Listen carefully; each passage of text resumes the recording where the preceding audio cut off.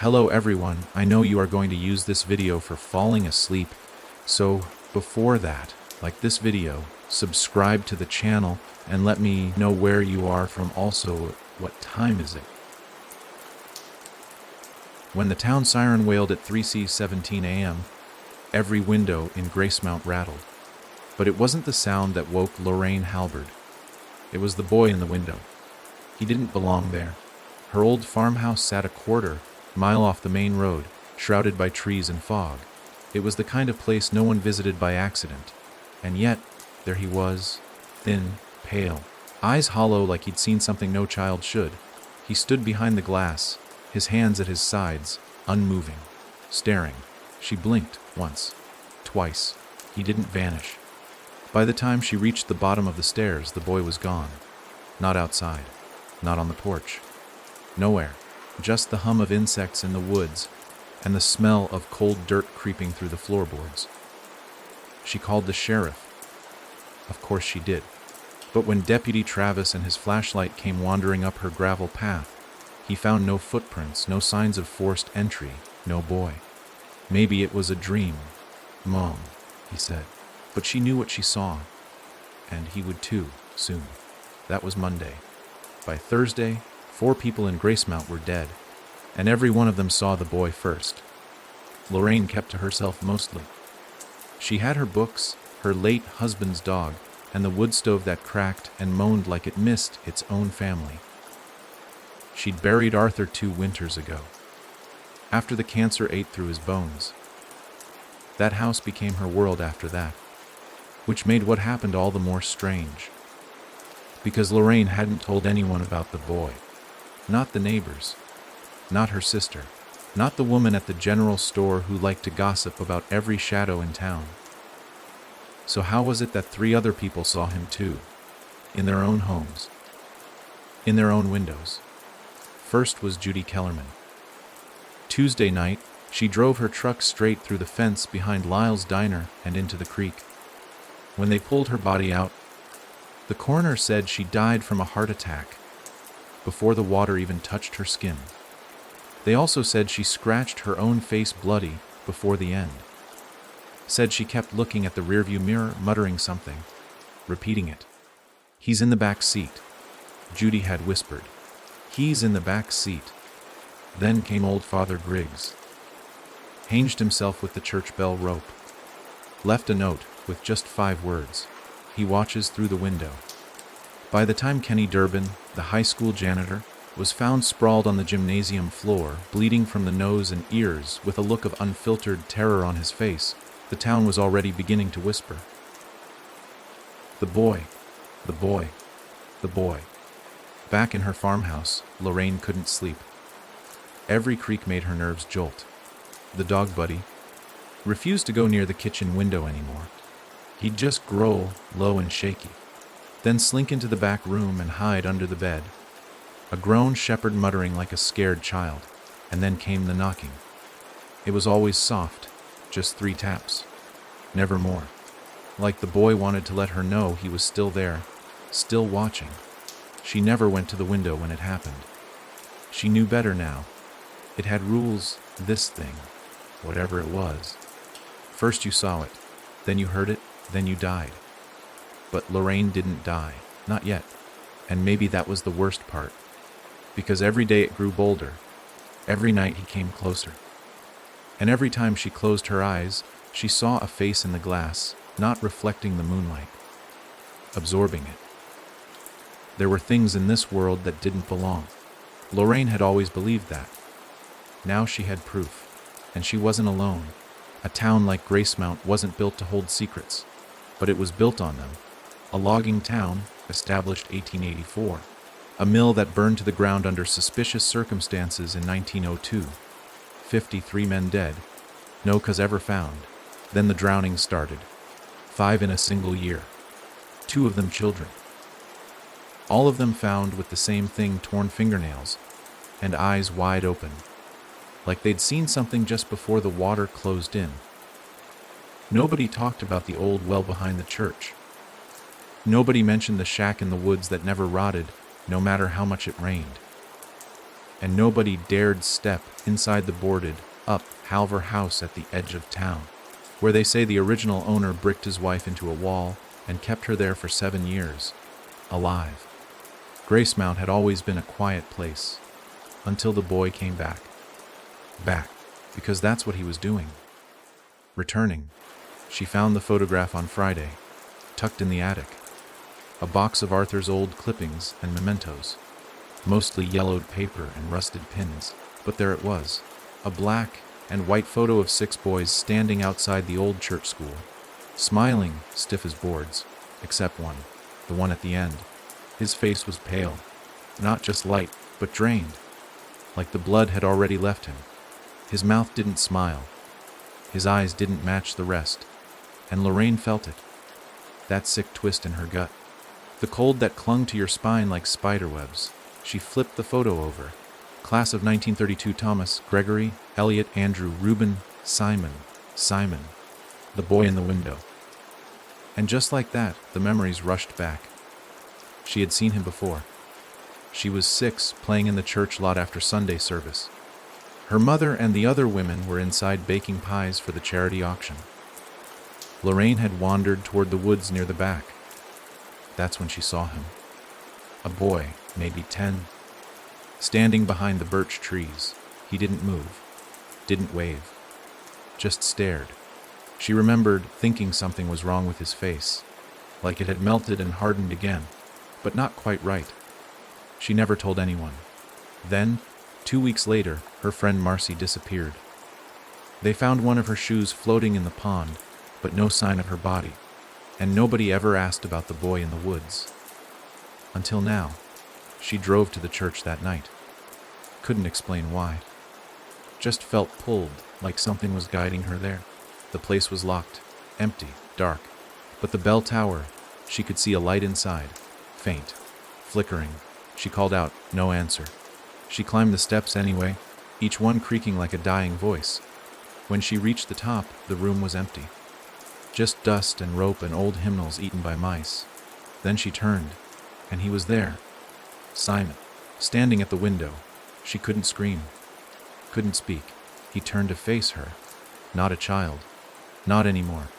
His eyes were empty holes, like 2 pits in the snow, and when he opened his mouth, it wasn't words that came out. It was a sound. A high, piercing whistle, like wind through a dead tree. Lorraine stumbled backward, tripped, fell. When she looked again, he was gone. But he left something behind. A small wooden box, black, carved with symbols she didn't recognize. Cold to the touch, she took it home. She shouldn't have. It began to whisper that night. Not loud, barely more than a breath, but it knew her name, over and over. Lorraine. She locked it in the cellar. It didn't stop. The next morning, Buddy was gone. Just a smear of blood on the floor and claw marks at the back door. No prints, no fur, no sound. Just silence, and the window, wide open. There's a line between madness and truth, and Lorraine had crossed it without realizing. She started seeing them in her dreams. Faces in the walls, hands reaching through mirrors, eyes blinking from behind the stove. And always the boy. Simon, the one who didn't die, because he never lived. And the box, it was still whispering, and it wanted out. The box whispered even when it wasn't there. Lorraine locked it in the root cellar and braced the door with a 2x4 and 4 iron nails from Arthur's workbench.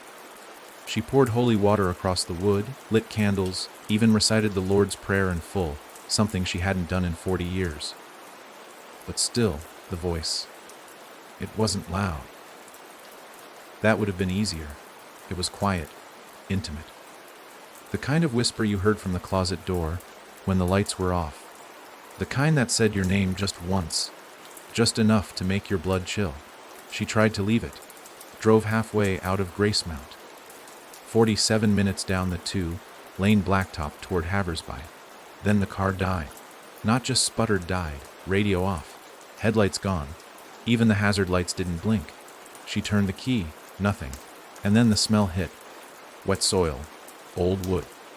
Something worse underneath it, like something had rotted down there long before she was born. She opened the door, and there he was, standing at the tree line. Simon. His face didn't change, didn't move, but his mouth opened, and the sound that came out, it wasn't a scream. It wasn't human. It was lower, older, like something scraped from the bottom of the earth. She slammed the door, turned the key again. Nothing. By the time she looked back up, he was gone. But in the back seat, lying perfectly upright like it had always been there, was the box.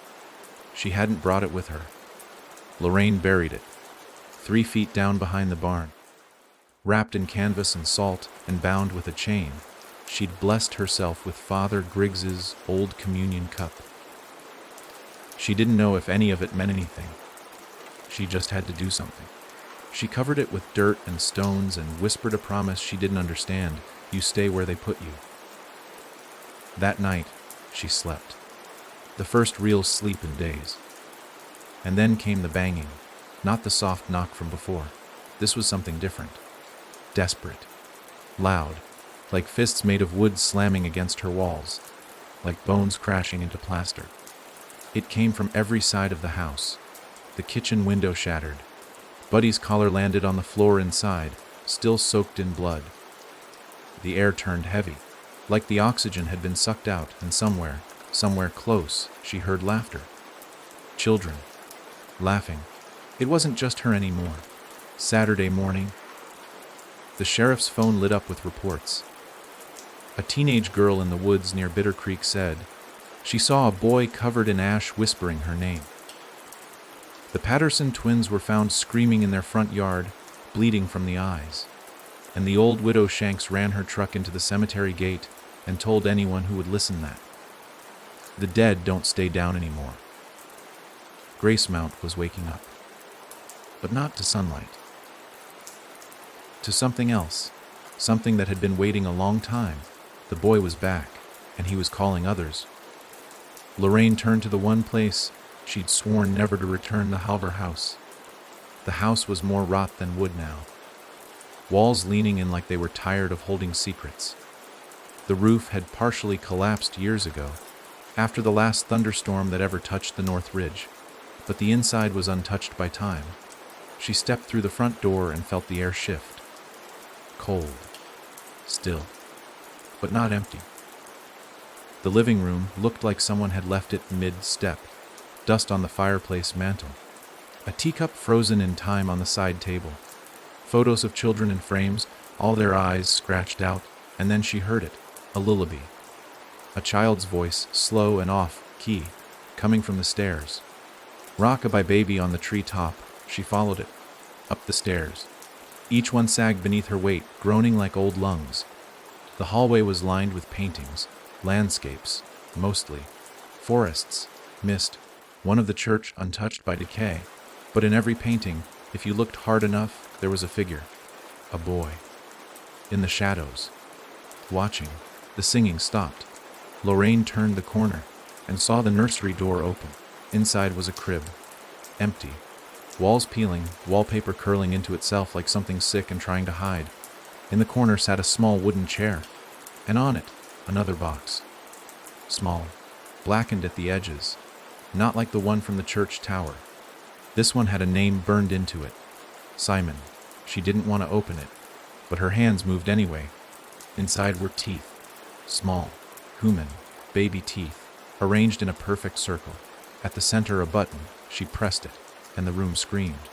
Not the walls, not the wind, the room, everything in it. The crib shook. The mobile above spun violently. The light bulb burst overhead, and she saw something crawl across the ceiling. Thin, spindly limbs, like a spider made of children's arms. It dropped behind her. She ran. Lorraine didn't remember the drive home. She remembered the sky being wrong, too red, like it was bleeding.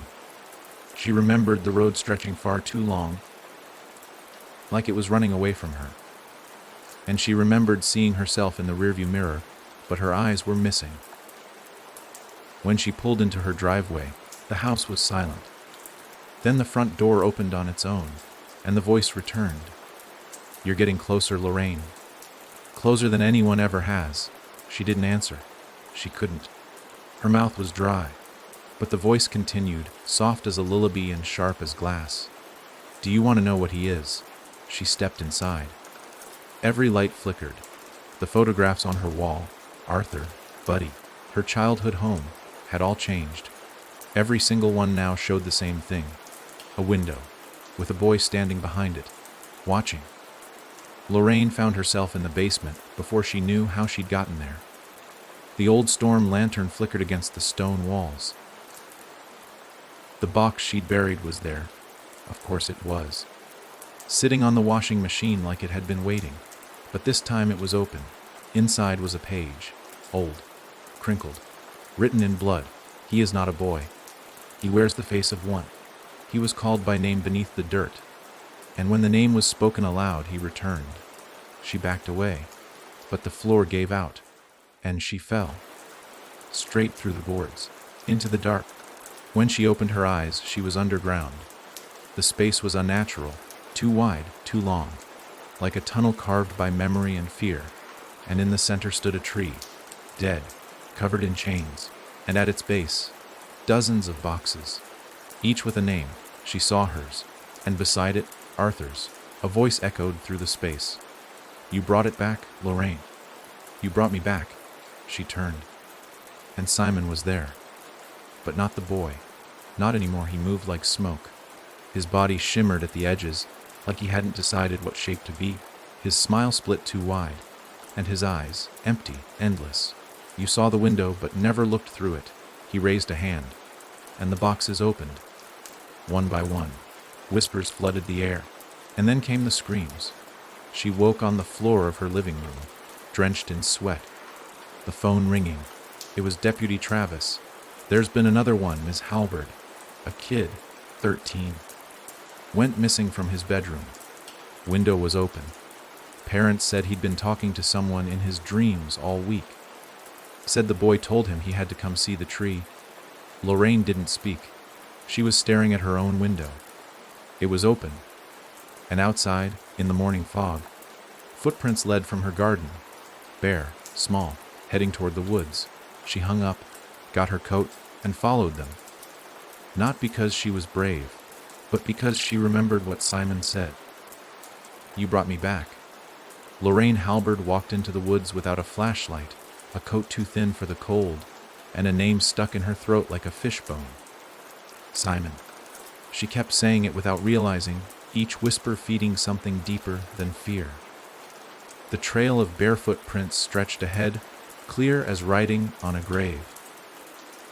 Each step into the woods felt like stepping out of her own skin. The light behind her house faded until even the stars seemed to flinch. Somewhere between the oak grove and the dried-up creek bed, the fog thickened. It didn't float, it clung. Wet fingers against her face, sliding into her ears. The footprints ended at a clearing she hadn't seen since childhood. A place they were warned to stay away from, because the trees didn't grow right here. They bent inward, toward the center, where the tree stood. She remembered it from her girlhood, but this wasn't the same tree. It was darker now. Wider. Its bark pulsed like a throat trying to swallow. The roots stretched across the clearing like veins, and from its limbs something dripped. Not sap, not water. It was red, thick, alive. Blood. Lorraine's knees buckled. She didn't fall. She knelt, like she was meant to. And the whisper came again. You found me. But the ground beneath her shook, not violently, but steadily, like a deep hum traveling up her bones. She tried to stand, couldn't. The dirt had hold of her. She looked down and saw it, fingers. Small, white fingers pushing through the soil beneath her knees, grasping her calves. A child's hand, then another, and then she saw the eyes. Hundreds of them, peering up from the ground, like bodies had been buried there, and never stopped watching. She screamed. The ground opened, and she sank. When the earth closed over her head, it didn't feel like burial. It felt like birth. She tumbled through a space that wasn't space at all. Roots brushed against her skin. Whispers slithered in and out of her ears. Some said her name. Others spoke in languages older than fire. The air was thick, and yet she could breathe. Not air, but memory, and grief, and rot. She landed on stone, a cavern, lit by a fire that didn't burn. It hung in the air like dying stars. And around her the boxes, dozens, maybe hundreds, all black, all humming. Each one pulsed in time with her heartbeat. She stepped toward the closest and read the name. Arthur Halberd. She opened it before she could stop herself. Inside, a pair of reading glasses, a wedding band, a slip of paper that said only "I'm sorry." She dropped it, backed away. Another box fell from the wall and cracked open. Buddy.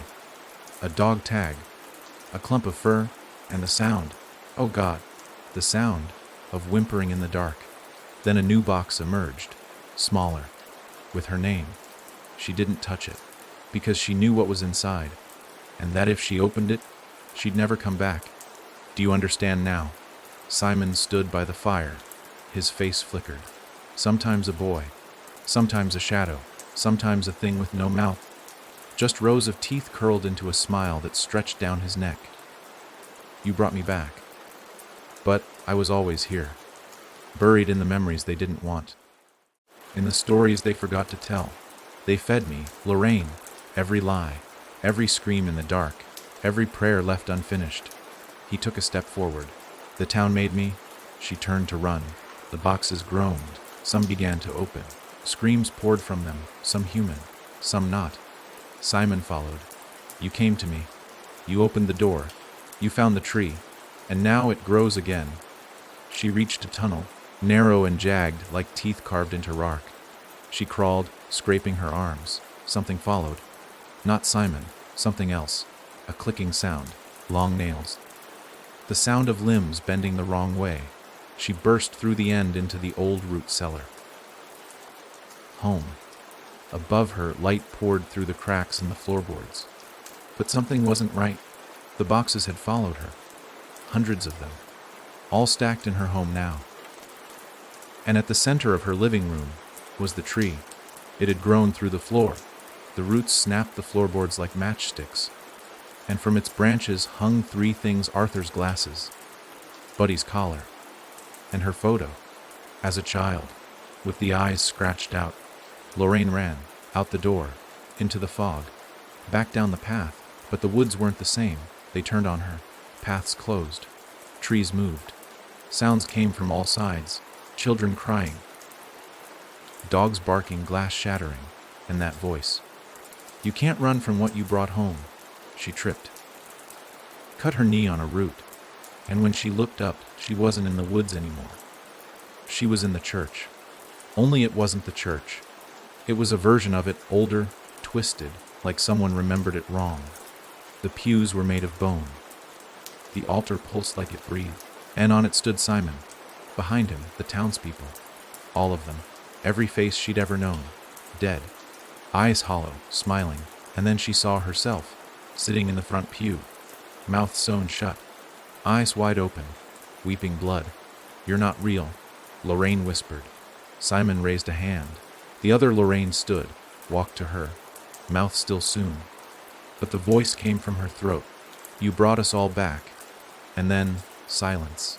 A moment, a breath, and everything shattered. The church, the people, the sound. And Lorraine stood alone in a white space, with only one thing in front of her, the box. Hers. Still unopened. Still humming. She knelt, put her hand on the lid, but didn't open it. Instead, she whispered, What do you want? And the box answered, You. A Grace Mount woke to sirens. 3 houses burned before dawn. No lightning. No gas leaks. No accelerant. No survivors. The first was the Murch family. 2 parents, 1 boy. Firefighters found them in the hallway, fused together by heat. Arms around one another like they'd seen it coming, and still didn't believe it. Second was Officer Niles. Shotgun beside his bed. Window broken from the inside out. His wife told paramedics he kept shouting. His behind the glass. Behind the glass! Before his mouth locked open in a scream and wouldn't close again, even after he died. The third was an abandoned barn out by the old train track. No one lived there for decades, but they found 3 fresh footprints in the ash, all barefoot. all small. Lorraine watched the reports play across the dusty television screen, grainy footage of fire and smoke. Her hands shook. She hadn't spoken since the night before, since the box spoke back. You, that was what it wanted. Or needed. Or maybe just said, because it knew the fear it would grow inside her. She stood in the center of her ruined living room. The tree had vanished. Vanished in a way trees aren't supposed to vanish. No broken roots.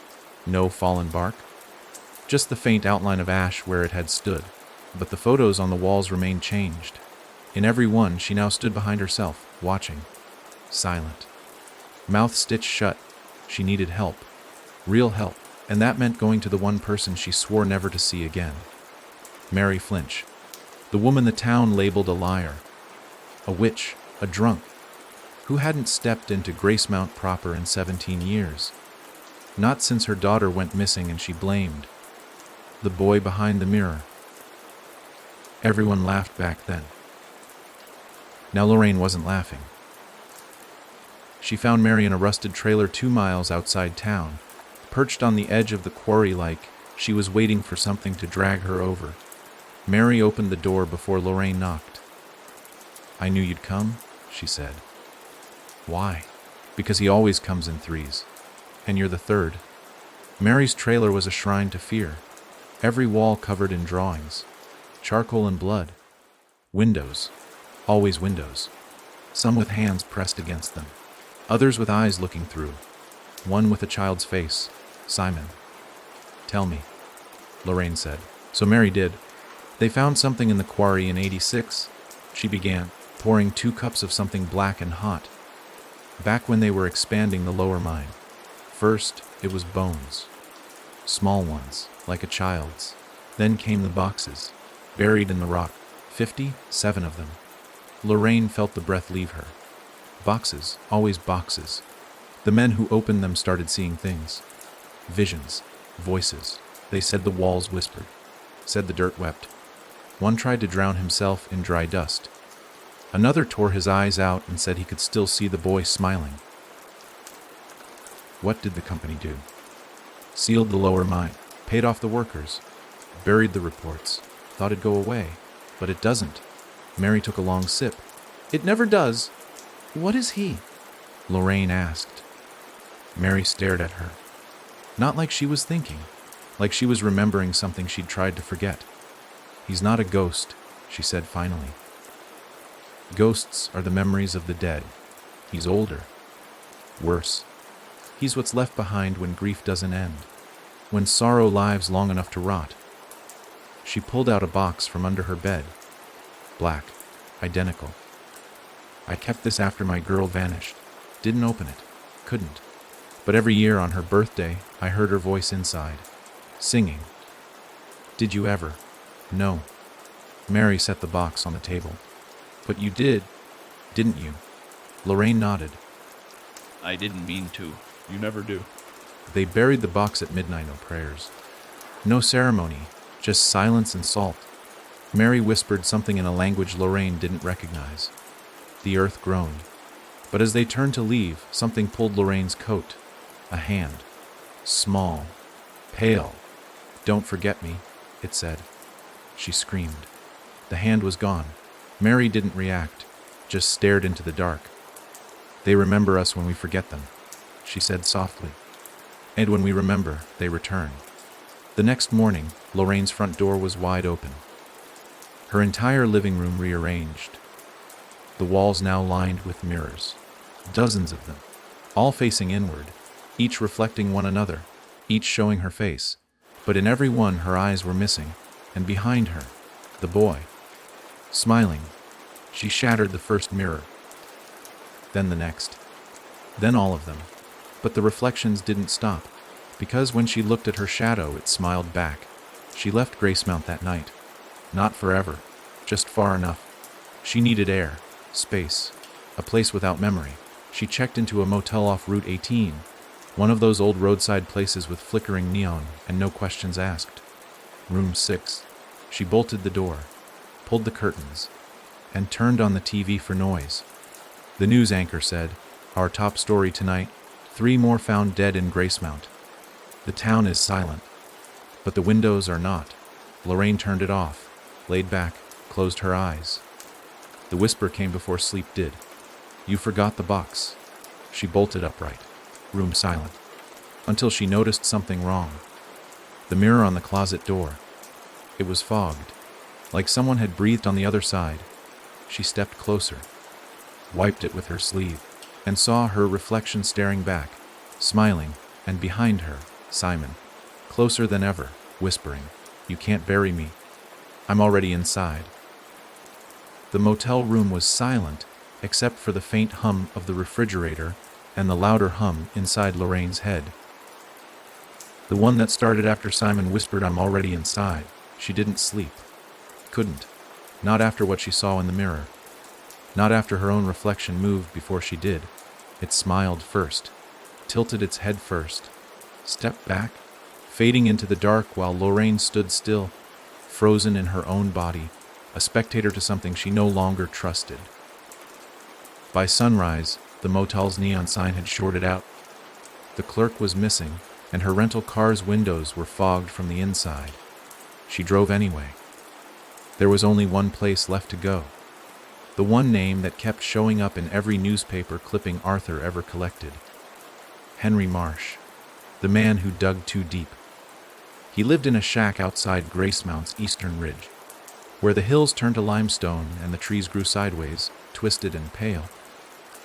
They said he'd been a grave digger once, then a miner, then just a man with a shovel and too much time. Locals called him the Root Man. Said he could smell when the ground had memory. Said he heard crying through the stones.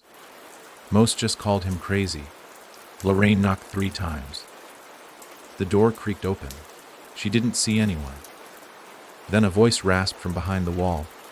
"You're not here to bury something, are you?" He was thin as a rail, beard like roots twisting down his face, eyes gray as ash and just as cold. But those eyes, those were eyes that had seen too much and didn't blink anymore. "Henry Marsh?" she asked. He nodded. "I need to talk to you about the boy, the boxes, the tree." The name that finally made him flinch was the last one. Simon. He motioned for her to sit, didn't offer tea or water, just sat across from her, surrounded by boxes. Not the kind she'd seen before. These were wood, hand-carved, filled with dirt, and teeth.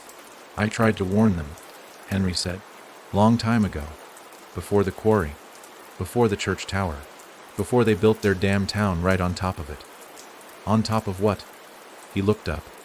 Eyes hollow. Mouth. He told her the story like a confession.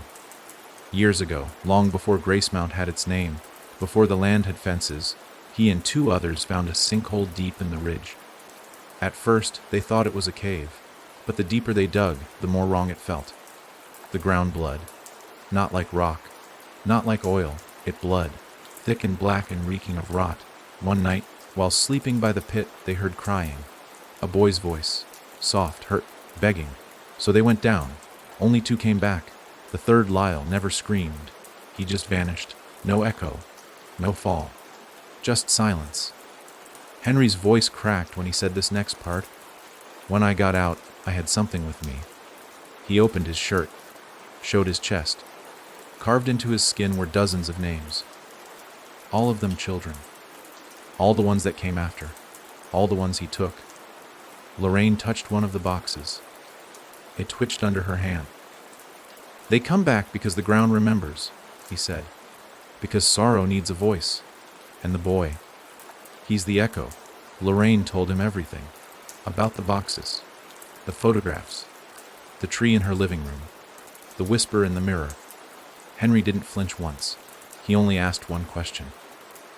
"Did you open yours?" She didn't answer. He already knew.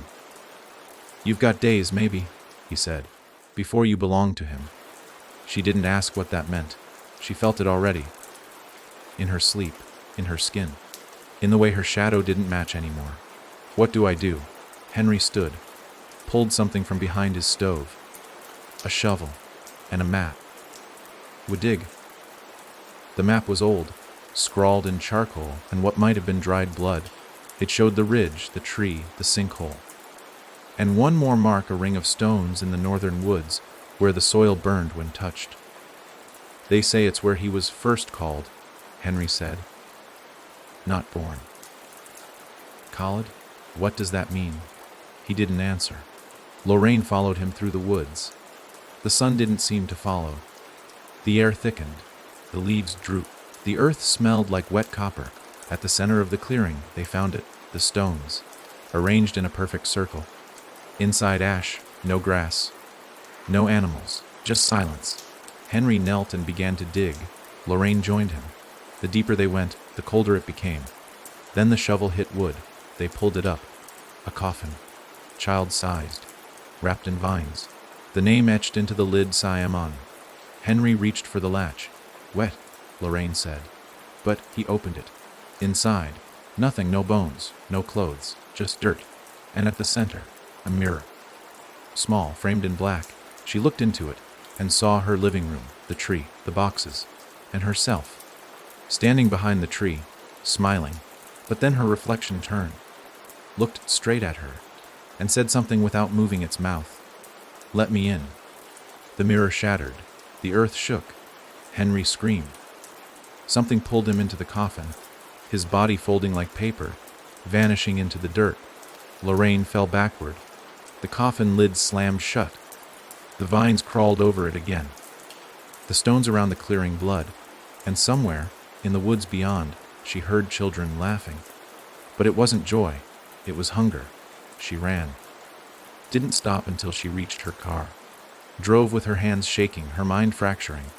When she got home, the tree was back, taller, wider.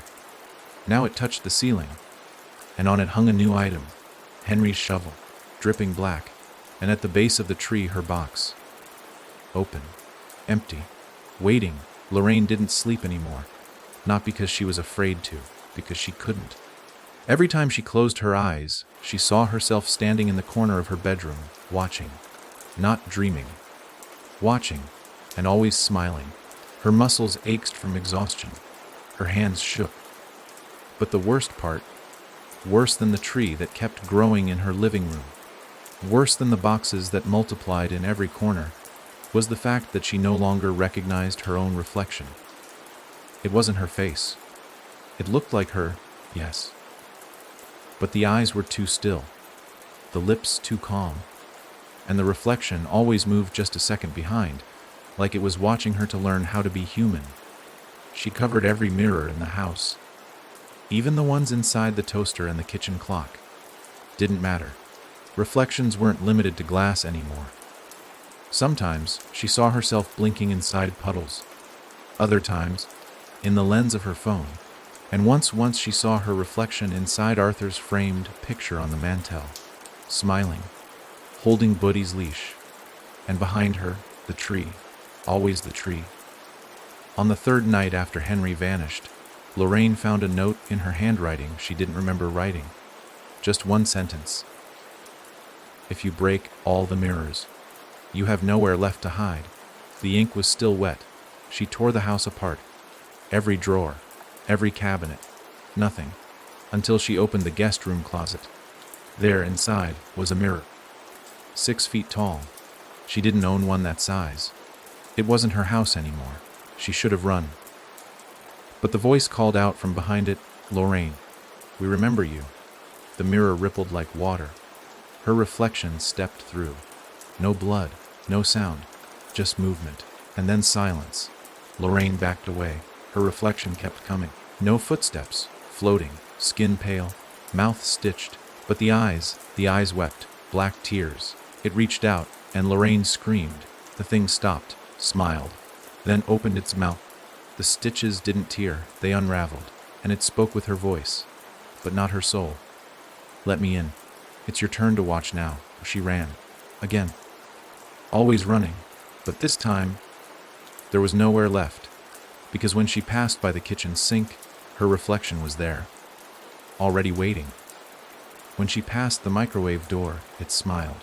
When she opened the fridge, there she was, upside down, eyes pitch black, mouth wide open, waiting, The house was a trap now, not a home, a maze of mirrors and mimicry, a place built for remembering.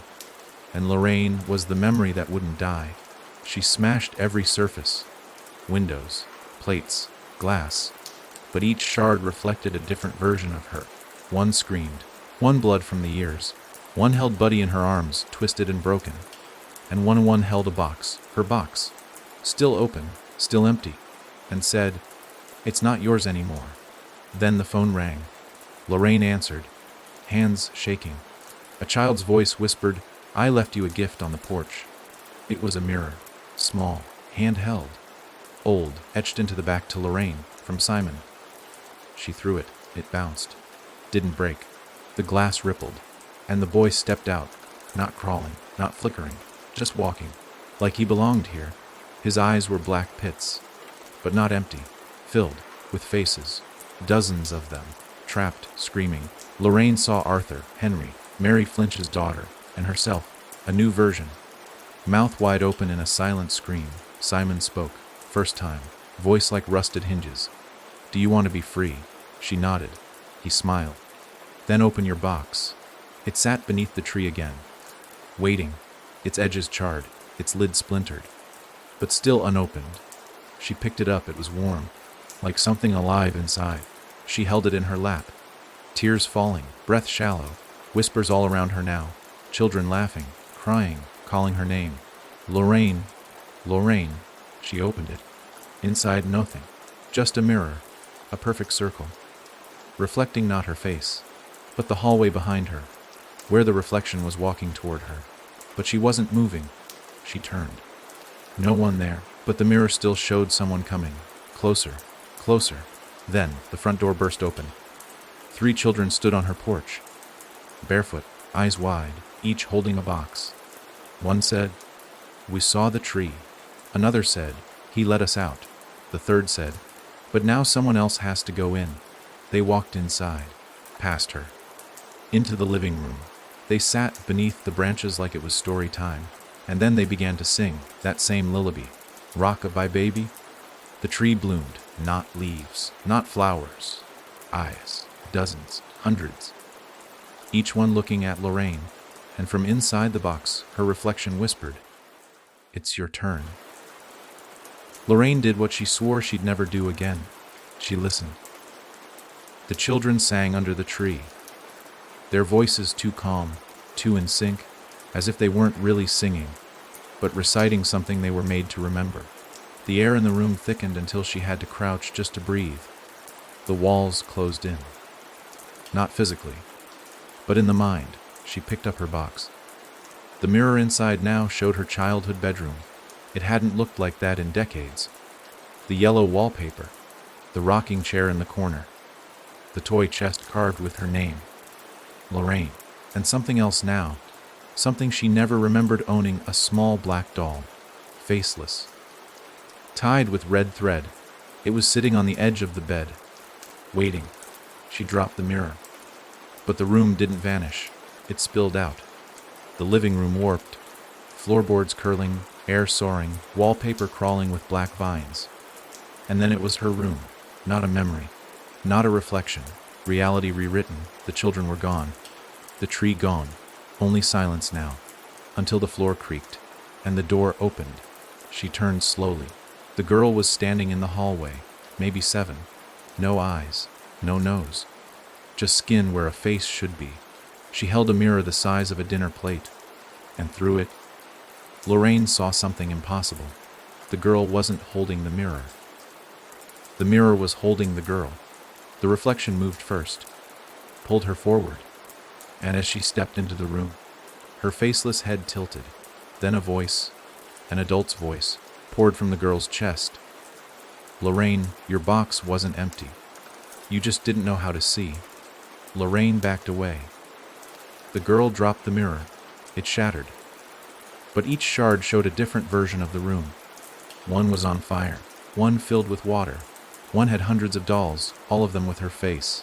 And one showed under the floor, roots, wriggling, shifting, forming a door. The boards began to bend, snap, reveal a dark pit. She didn't want to look, but the mirror shards all pointed to it. her box now gone.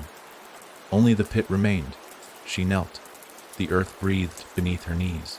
And then, a hand reached up. Not Simon's, older, wooden, knotted like bark. It gripped her wrist, pulled. She screamed. But no one came. The hand dragged her beneath, into the room under the roots, where the forgotten went. It was not dark down there. It should have been. But it wasn't. Light came from everywhere and nowhere. Soft, sickly, like candlelight in water. And in the center of the cavern stood the tree again. Not tall, not wide. Endless. It bent downward, its limbs tangled in themselves like broken wings. And hanging from the roots above her, dozens of people. Swinging. Silent. Each one with a box carved into their chest. She recognized one. Father Griggs.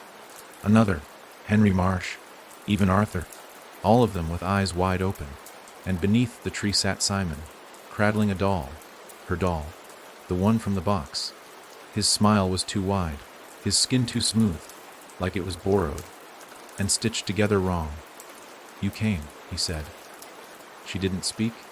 "You always do. They all do. Because you opened the door." She stepped forward.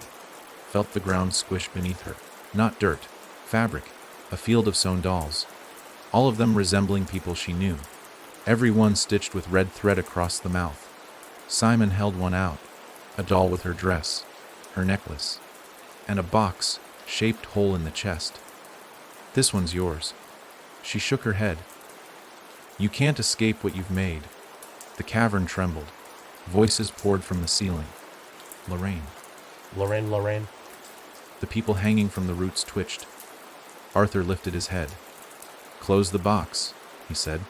Simon's smile faded. She opened it. He growled.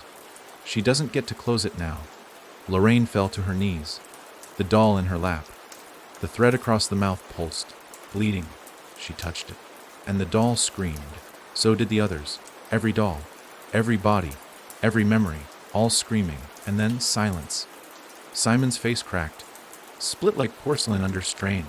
His hands warped. Fingers stretching too long. Nails curling backward. "You're not supposed to see this," he snarled. Lorraine stood. Held the doll to her chest. "I didn't make you," she said. "You let me in." He lunged. But she threw the doll into the tree. The roots reacted. Coiled. Strangled the limbs. Simon howled. His face splitting into dozens. Each one a different person. Each one her. Then, blackness and fire. And a sound like hundreds of children breathing. Lorraine woke in her own bed. Morning. Sunlight. No mirrors. No boxes. Just quiet. She sat up. Walked to the kitchen. The house was whole again. Clean. But the silence. Too still. Too pure. She opened the fridge. Inside her reflection.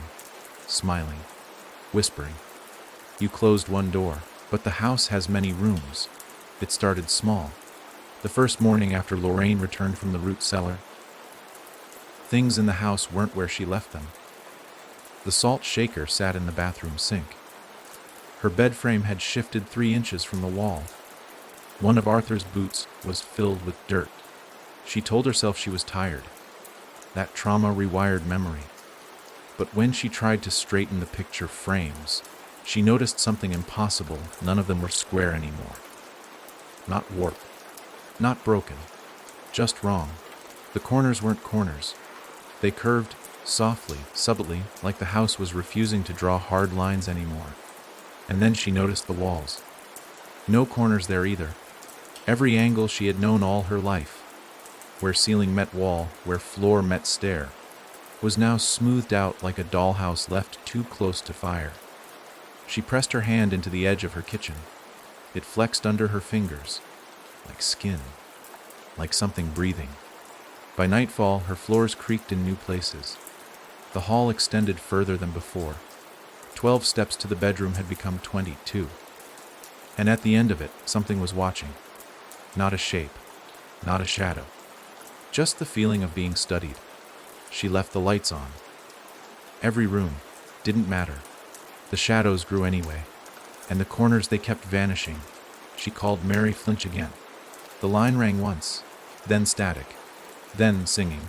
That same lullaby, only slower now. each word stretched. Rock-a-bye by A-B-E. Lorraine threw the phone. It rang again. From inside the wall. The house refused her now. Doors closed before she could reach them. Windows showed places that no longer existed. Dead forests, silent playgrounds, black water. She tried to leave, opened the front door, and saw the hallway. The same hallway. The one behind her. She walked through it. Again, same pictures, same cracked floorboard. Same whisper, "You're still inside." She found the mirrors again. They'd returned. Every one of them. Placed neatly in a circle in her dining room, each facing the center. And in the middle, her box. Closed, tied with red thread, and next to it the doll. Its mouth no longer sewn, its face changed. Now it looked like her, and its hands moved, lifted, pointed to the mirror behind her. She turned, and saw the house from above, like she was watching herself from the ceiling. But she wasn't standing, she was floating, arms wide, mouth open, and her eyes gone.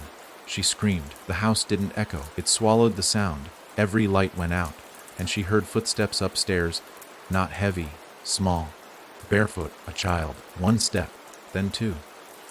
Then silence, then running, down the stairs, straight at her.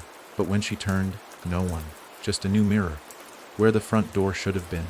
Inside, her living room was on fire, and the boy, he was sitting in her chair, reading her diary, smiling. She stepped through the mirror, because what else was there left to try? Her skin tingled. Every step felt like wading through syrup and memory, and on the other side, Gracemount. But not as she knew it. The sky was dark red, the streets twisted like intestines, and the people, they walked backwards, mouths open, eyes stitched, and every one of them carried a box, black, bound, bleeding. She ran to the church, or what used to be the church, now a tower of bone and cloth. Children whispered in the walls. The pews held no one, but every window had a face, and every face was hers, staring, silent, smiling. She screamed again. This time it echoed, and something answered. From beneath the altar, the floor cracked. A hand reached through. Then another. Children. Dozens, all crawling from the dirt. Each one holding a different version of her doll. Each one whispering the same phrase. "We watched for you. Now you watch for us." They surrounded her, lifted her arms, moved her feet, and led her to the basement stairs, where a door pulsed with light. She opened it, and found her kitchen, as it was, before Arthur died, before the dog vanished, before the tree grew. She walked inside. The door slammed shut, the lights flickered, and the box sat on the counter. Still closed, still humming, but now it sang. A soft, off-key lullaby. Rock-a-bye. She reached for it, and from the pantry, a voice said, "Don't open it this time." She turned. Arthur stood there, pale, thin, eyes stitched, but he wept, dark tears, and spoke. "They feed on what you remember." Arthur stood in the pantry doorway, but he wasn't whole. The lines of his body flickered like bad reception. His skin pulsed with seams, crude stitching like someone had sewn him together from memory, not flesh. But the eyes, though sealed with thick black thread, wept steadily down his cheeks. Lorraine couldn't speak. Her throat was dry. The box still sat on the counter behind her, humming softly like it knew something had returned, something it had missed. Arthur lifted a hand, trembling. He pointed at the box and said again, slower, "They feed on what you remember." Then his head jerked backward like someone yanked a string behind his neck, and his body was dragged into the dark of the pantry, screaming without sound. Lorraine didn't follow. She just stood there, paralyzed, staring at the box like it might open on its own. It didn't. But the humming stopped. She turned slowly. The kitchen was gone, or rather, it wasn't gone. It was behind her, in front of her, beside her. The same kitchen, repeating endlessly in every direction like a dream caught in a mirror's throat. Each version slightly different. In one, the stove was on fire. In another, the window was open, and crows watched from the sill. In another, Arthur stood at the sink, humming a tune she didn't recognize. She took a step. The world rippled, and every Arthur turned their head at once, but none had faces. Just a mirror where their features should be, and all of them, held a box. Each box had a name, not hers. Names she'd heard as a girl. Names the town buried. Literally, figuratively, intentionally, she in the kitchen fractured, cracked into shards.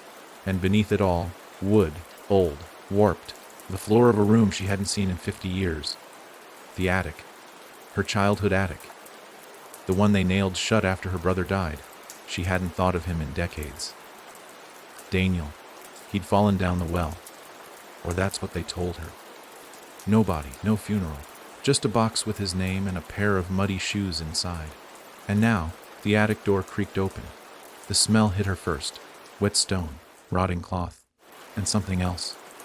The smell of water that had forgotten how to be clean. She climbed the steps. Each one groaned like it was tired of remembering. At the top, her old trunk. The same one that held her brother's toy train, his baseball glove, and the hand-drawn map of the woods behind their house. The trunk was open, and inside a well. A real one, made of stone, too deep for the attic floor, too real to be memory. She heard a splash, then a giggle, then her brother's voice. "I didn't fall, Lori." She backed away. But the attic had vanished. The house was gone. She stood in the middle of Gracemount's town square, or what was left of it. Buildings half buried in black roots, windows oozing sap, the church bell twisted like melted steel, and everywhere the townsfolk, frozen in place, arms raised, eyes removed, each one holding their box like an offering. Simon stood on the library steps where the statue of the town's founder used to be.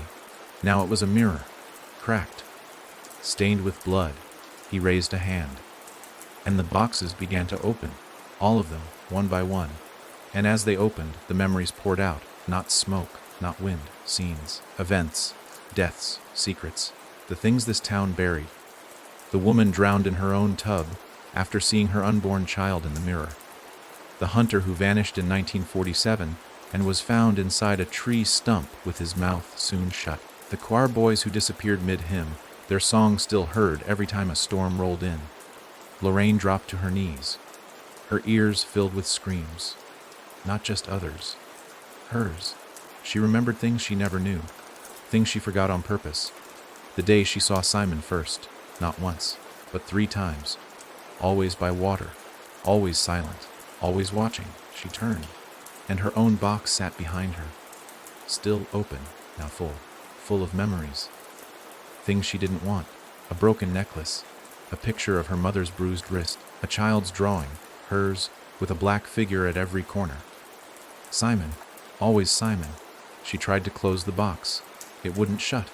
She tried to run. The world bent around her.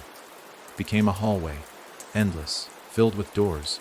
Behind each one, herself, different versions, one crying, one laughing, one with skin peeled off and hung like wallpaper, one holding Arthur's skull like a baby, and each of them whispered the same thing as she passed. "You made him." The hallway ended. She stood before a door. Old, willed, bleeding. Her name carved into the frame. She opened it. A small room, bare, except the mirror. One last mirror. No tricks, no distortions, just her, tired, eyes sunken, lips cracked, and in the reflection Simon behind her. Not moving, not smiling. Just there, waiting. She didn't turn. She spoke to the glass. "What do you want from me?" And this time, he didn't speak. She did. Her reflection, without moving her lips.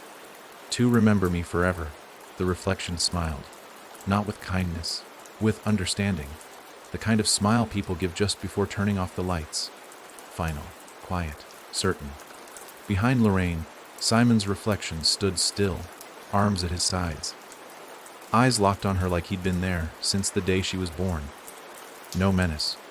No movement, just presence. Ancient, child-shaped presence. The mirror fogged. Her reflection leaned forward. Spoke again, her voice, but not her mind. "You buried me, Lorraine, but the ground never forgets."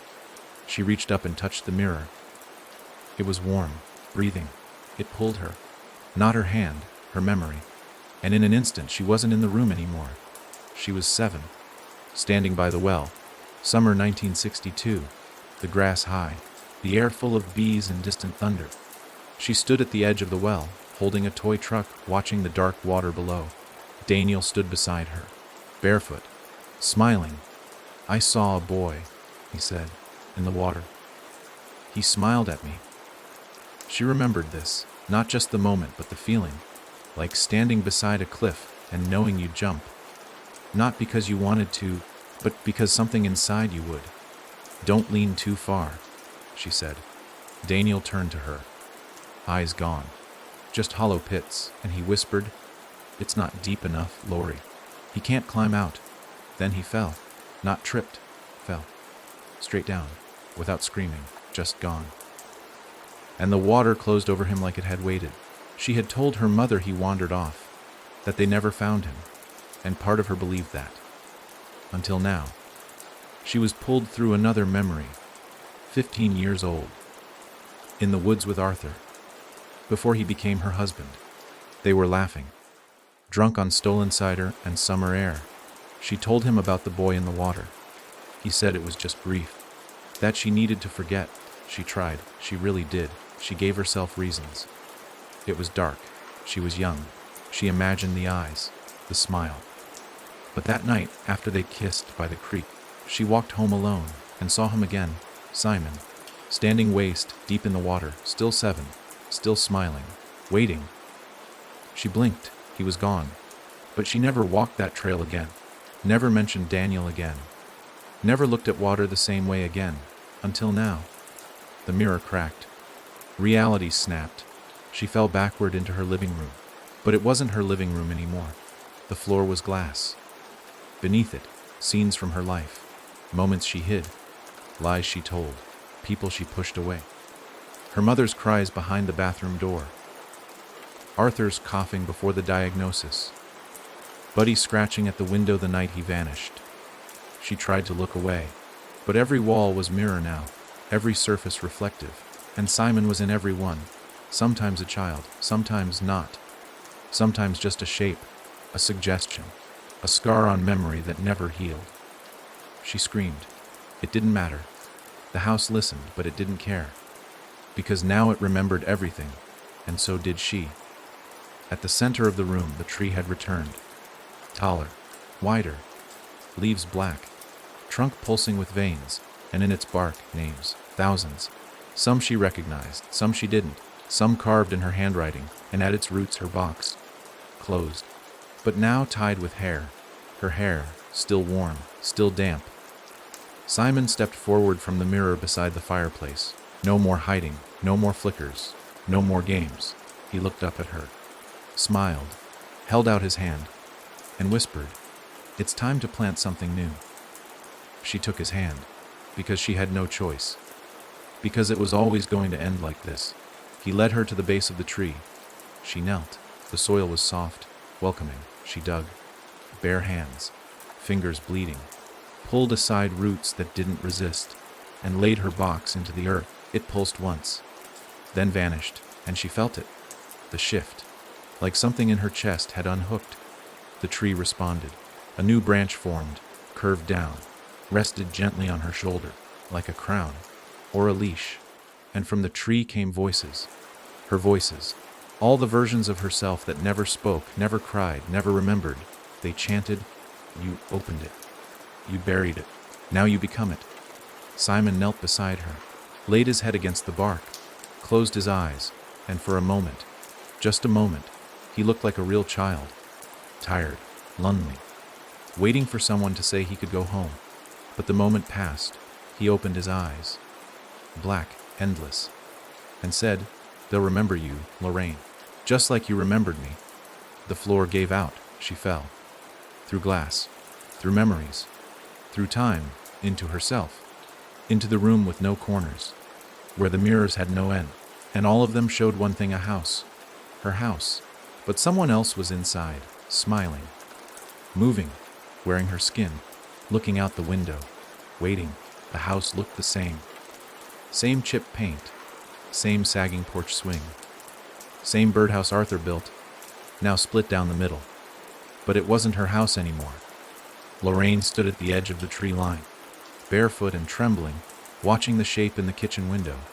It moved like her, tilted its head like her. But the timing was off, just slightly enough to know it was mimicking, not being. The thing in the window smiled, and behind it the tree, growing through the ceiling now, thick black branches pressed against the glass. Lorraine's box was buried. She felt it leave her body like breath on a cold day, but she hadn't been freed. No, she had been replaced. That was the price. Not death, not madness, something worse. Now she was outside herself, watching, and someone else was living her life. She stepped onto the porch. The wood didn't creak. The air didn't shift. The door opened before she touched it, and the house inside it welcomed her. Every picture on the wall had changed. All of them showed her smiling. Family gatherings that never happened. Vacations she never took. Moments that weren't real, but looked so perfect they made her ache. She stepped into the kitchen. The coffee pot brewed. Bacon sizzled. Arthur sat at the table, newspaper in hand. Alive. Whole. He looked up and said, "Morning, love. You sleep okay?" She wanted to run to him, throw her arms around his neck, bury her face in his chest and never let go. But something in her bones screamed this is wrong.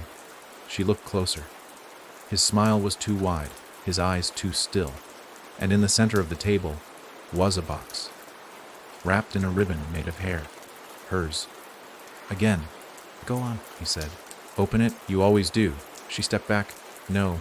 His smile didn't falter, his voice didn't change, but the walls did. They began to pulse. Beat. Like the house had a heart now, and it was waiting. She turned to run, but the door was gone. Just a mirror, and in it, the woman who had taken her place. Not a monster. Not a demon. Just her. The best version of her, young, happy, free, with Buddy at her feet and Arthur beside her, and Simon nowhere. Because in this version, Simon had never come. Because she had let him out. And now someone else had sealed the door, with her face, her name, but not her soul.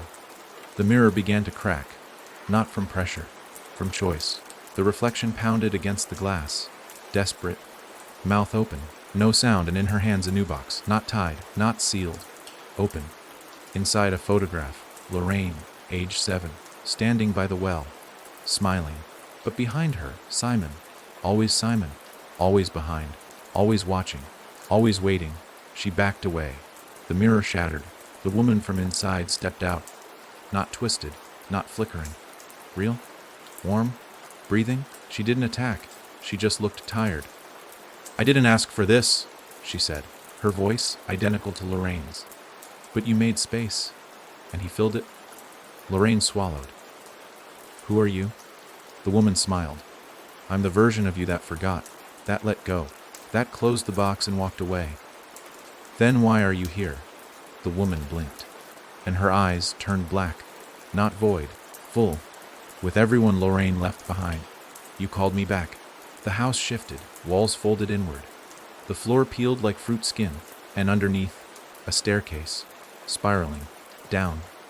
Always down. Lorraine followed it. She didn't know why. Maybe to find the beginning. Maybe to find the end. Maybe because there was no turning back. The staircase led to a single door. No handle. Just a whisper. "This is where you started." She pressed her hand to it. It opened. Inside, her childhood bedroom. Perfect. Unchanged. The dolls on the shelf. The rocking chair. The yellow wallpaper. And the mirror. Always the mirror. She stepped inside, and the door vanished. She was 7 again. Same pajamas. Same night. The night after Daniel fell. Only this time, she heard knocking. Soft 3 times. From the mirror, she got out of bed, approached it. Touched the glass. Simon's face appeared. Not smiling. Just waiting. Behind in the well. Still open. Still dark. And a voice. Her voice. Said, "Ask him his name." Her younger self looked into the mirror and whispered, "Who are you?" Simon's mouth moved. No sound. But Lorraine heard it, in her bones, in her blood, in her name. I'm the part of you that waited. Then, a hand reached through, grabbed her young self by the wrist. Lorraine screamed. Too late. The child was pulled into the glass, vanished, the mirror sealed, and in its place a box. Her first, the one she opened at the start of everything. Now full, now locked, now warm, and beneath it, a note, written in her handwriting. You let me out. Now let me live. Lorraine stood alone in her childhood bedroom, the silence so thick it felt like a scream about to burst. Her knees ached. Her palms were scraped raw. Dust spun in the air like ash caught in a memory. The mirror was whole again. But it didn't reflect her. It showed the hallway outside, the one from the Gracemount house. But not as it was. As it is now. The hallway was longer. The walls warped inward. And at the far end stood a single door, painted a deep red that pulsed with every beat of her heart. She knew this door. She had passed it for years. Never opened it. Never questioned it. It was always just there. A spare room. Unused. Sealed. She reached for the mirror, and this time it let her through. She stepped into the hallway. The floorboards creaked, but didn't echo. The air felt tight, like it had lungs and didn't want to share. She passed the familiar photos on the wall, but their faces were turned to her now, watching with blank, smiling eyes. And behind her, footsteps. Not heavy. Barefoot. Soft. Wet. She didn't turn. The door waited. The red one. Always closed. Except now it was slightly open, and something breathed behind it. Not loudly. Just enough. Enough to say this room is not empty. She pushed the door open. The hinges didn't groan. They sighed. Like something had been waiting too long. Inside it, darkness, and the feeling of being known. It was not a room. It was a chamber. Circular. Made of glass. And every inch of the wall held a memory. Not photographs. Not drawings. Scenes. Moving alive. Endless. She saw herself at 6, burying her mother's ring in the backyard because the woman had screamed so loud during dinner. She saw Arthur, moments before he told her about the tumor. She saw Daniel at the well. She saw Buddy the night he growled into the corner of the room, tail between his legs, refusing to move. Each memory played over and over. Some things she'd buried, others she had created, just to make the first ones hurt less. And in the center of the room, the tree, black, withered, but still alive. Its roots curled like fingers around a box, her box, again, always, still locked, still humming, still waiting. Simon sat at the base, silent, a boy, a shape, a shadow with form. He looked up and said something that chilled her marrow. You never asked what's inside. Lorraine shook her head. I opened it. You know I did. Simon blinked. Slowly. You opened a box. Not yours. She didn't understand. Her throat went dry. The room began to close in, glass walls tightening. Memories accelerating, spinning, faster, faster, until all she saw was herself. Different versions, some laughing, some weeping, some covered in ash, and one was standing behind her, hand on her shoulder. She turned and stared into her own eyes, not the ones she remembered, the ones from the mirror, pale, empty, older, colder.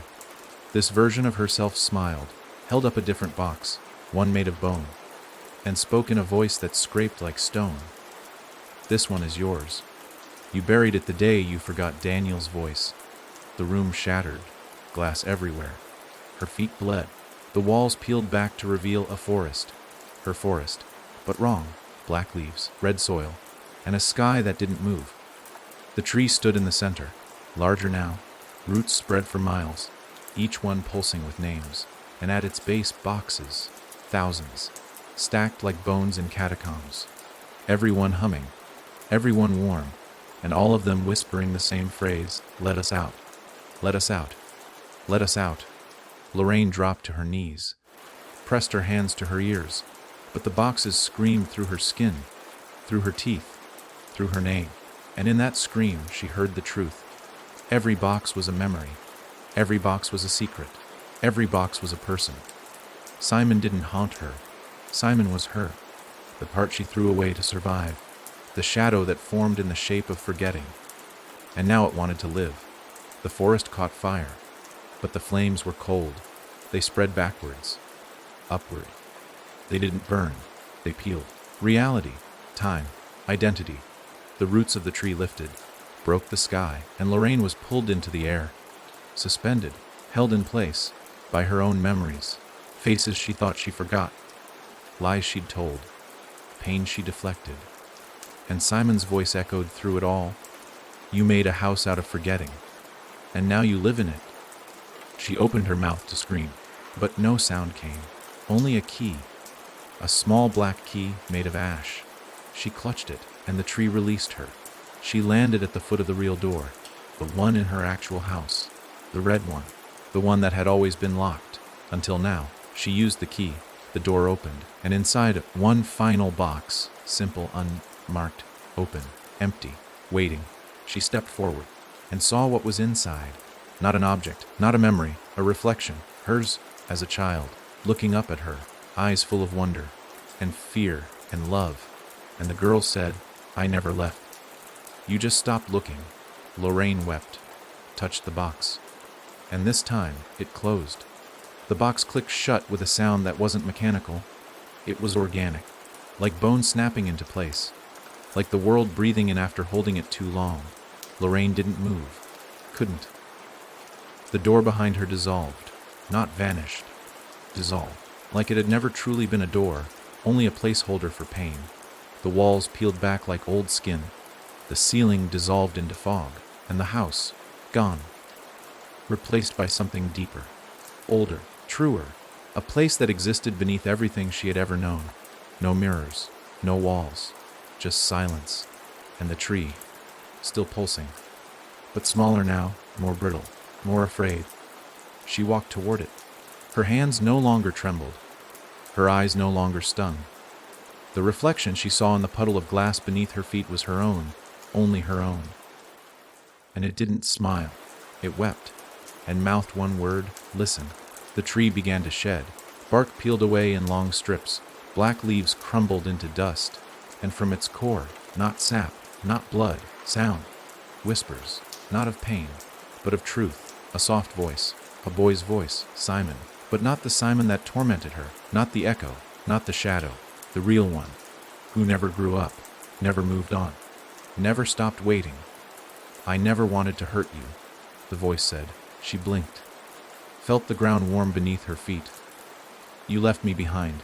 She knelt, touched the tree's roots.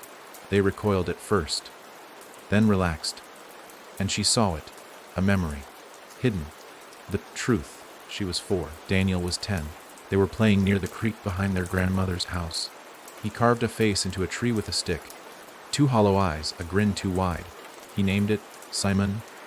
I made him up, he said. He watches us while we sleep, she laughed. Asked why. Because you're afraid of the dark, and Simon isn't. They made a game of it. Simon lived in the walls. Simon whispered through cracks. Simon took bad dreams away. But then, Daniel fell, or was pulled, or walked, and Simon stayed, because she needed him, because she believed in him. So he became real, and grief gave him shape. She looked up at the tree, and for the first time it looked back. The bark peeled away completely. Beneath it, wooden ribs, a cage, and inside a child, small, thin, curled into himself, eyes wide wet. Lorraine gasped. The boy blinked, reached for her, and whispered, I'm not him anymore. Let me go. She pulled at the roots. They didn't fight. They crumbled, and the cage collapsed. She lifted the boy. He was weightless, but warm, alive. He clung to her neck and said, I'm not a ghost. I'm a wound. She held him tighter. I know. Will you carry me? No, she said, but I'll remember you. The forest faded. The glass cracked beneath her feet, and the world shifted. She was back in her house, her real house. The tree in the living room gone. The boxes gone. The mirrors covered in dust. The windows open, air flowing, bird song, and Buddy barking in the yard. She stepped outside. The sun wasn't red. The sky didn't bleed. The grass didn't whisper, and Grace Mount looked normal. But she knew better, because now, She remembered, and memory never lets go. She walked to the old well behind the church, looked down. No water, just dirt. Roots. Still, she dropped a single thing inside the black box. It landed with no sound, and she whispered, "You were never meant to be feared, only seen," then turned and walked away. No echoes, no shadows, no reflection watching, just her. Lorraine. Whole, haunted, but finally awake. The well stayed silent after she dropped the box, but silence never meant peace in Gracemount. Lorraine walked home slowly, barefoot across damp grass, the morning light brushing her skin like something unsure if it should still touch her. She felt lighter. Not healed, never healed, but lifted, as if the weight had been passed to the dirt where it belonged. She made coffee for the first time in weeks. Let it go cold. Read the newspaper without expecting it to bleed between the lines, and when night came, she didn't dream of trees or mirrors or boys in the window. She dreamed of nothing. But nightmares don't always announce themselves. Some creep in quiet. Some walk without shadow. It began with the static, a soft hissing from the old television in the den. She hadn't turned it on, hadn't even plugged it in since Arthur passed. But at 3:17 a.m., the time the boy first came, it blinked on. White snow. Then a picture. Not her living room. Not her face, just the front porch, empty, until the screen twitched, and a figure appeared. Tall. Wrong. Bent at the neck like it had never learned how to hold a head properly. No eyes. No mouth. Just skin. It stood there, watching the door, her door. And on the screen, a voice whispered, "One memory begets another." She grabbed the remote. Unplugged the set. The screen didn't go dark. She threw a towel over it. The whisper stopped, but the air shifted, heavier now, and when she turned to leave the room, she found herself facing the front door. It was open, but not to the night. To a hallway. The hallway. The red hallway. From before.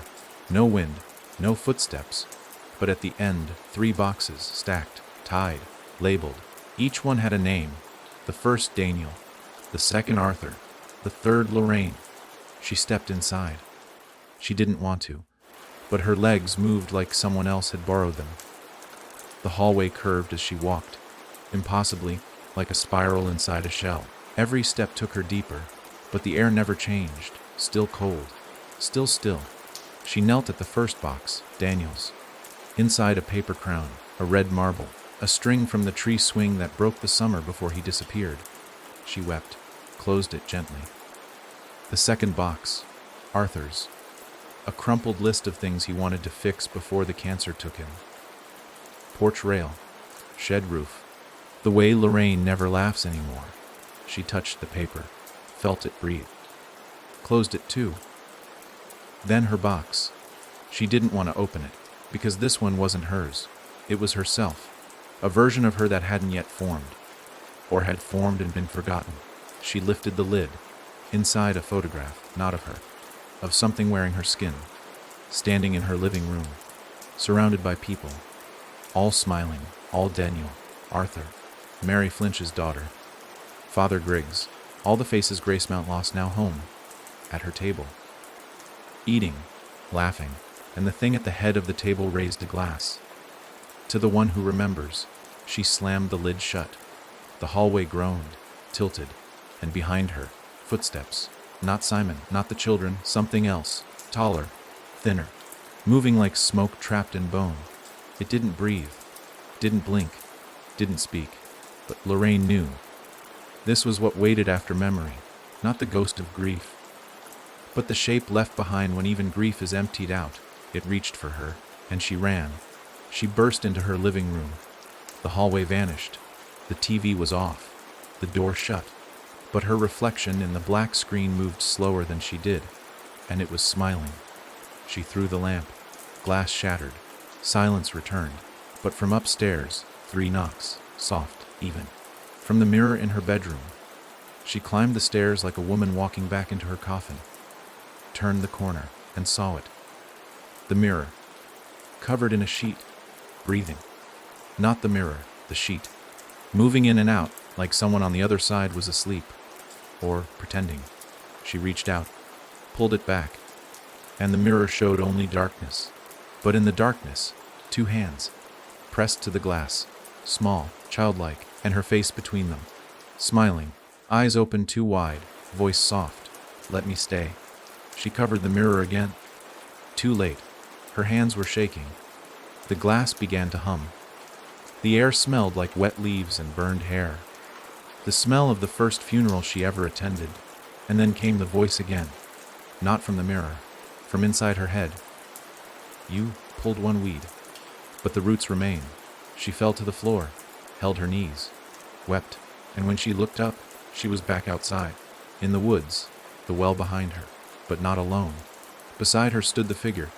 No face, no name, just presence. And in its hand, a box, her name carved not on it, but into it. And it opened it without asking. Inside nothing. Then it climbed in, folded itself inside like mist, shut the lid, and whispered, "You carry me now." The box didn't make a sound when it shut, but Lorraine felt it slam through her ribs like a second heartbeat. She looked down at her chest and saw nothing. No wound, no scar. But inside something moved. Not pain, not fear, something else. Like a name she hadn't spoken in years, suddenly learning how to crawl. The faceless figure had folded itself into the box and vanished. But the shape of it, its echo, clung to her like humidity, like breath behind her ear. The forest around her was gone now. So was the well. She stood in her kitchen again. Morning light, coffee pot. The fridge humming like it never stopped. Everything exactly as it should be, and completely wrong. Because in the window over the sink, she saw the reflection of the woods, still, black, and filled with waiting.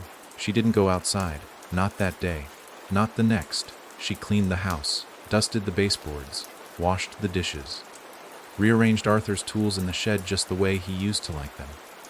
Normal things. Good things. And every time she stopped moving, she heard it.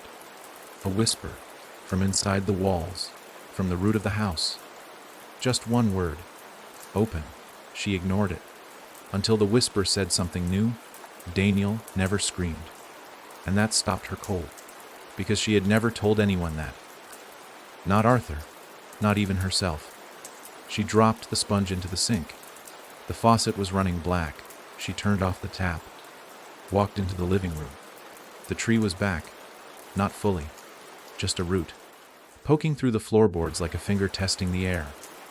She approached it. It didn't move. But as she reached for it, she noticed something worse. Her hands were smaller. Child.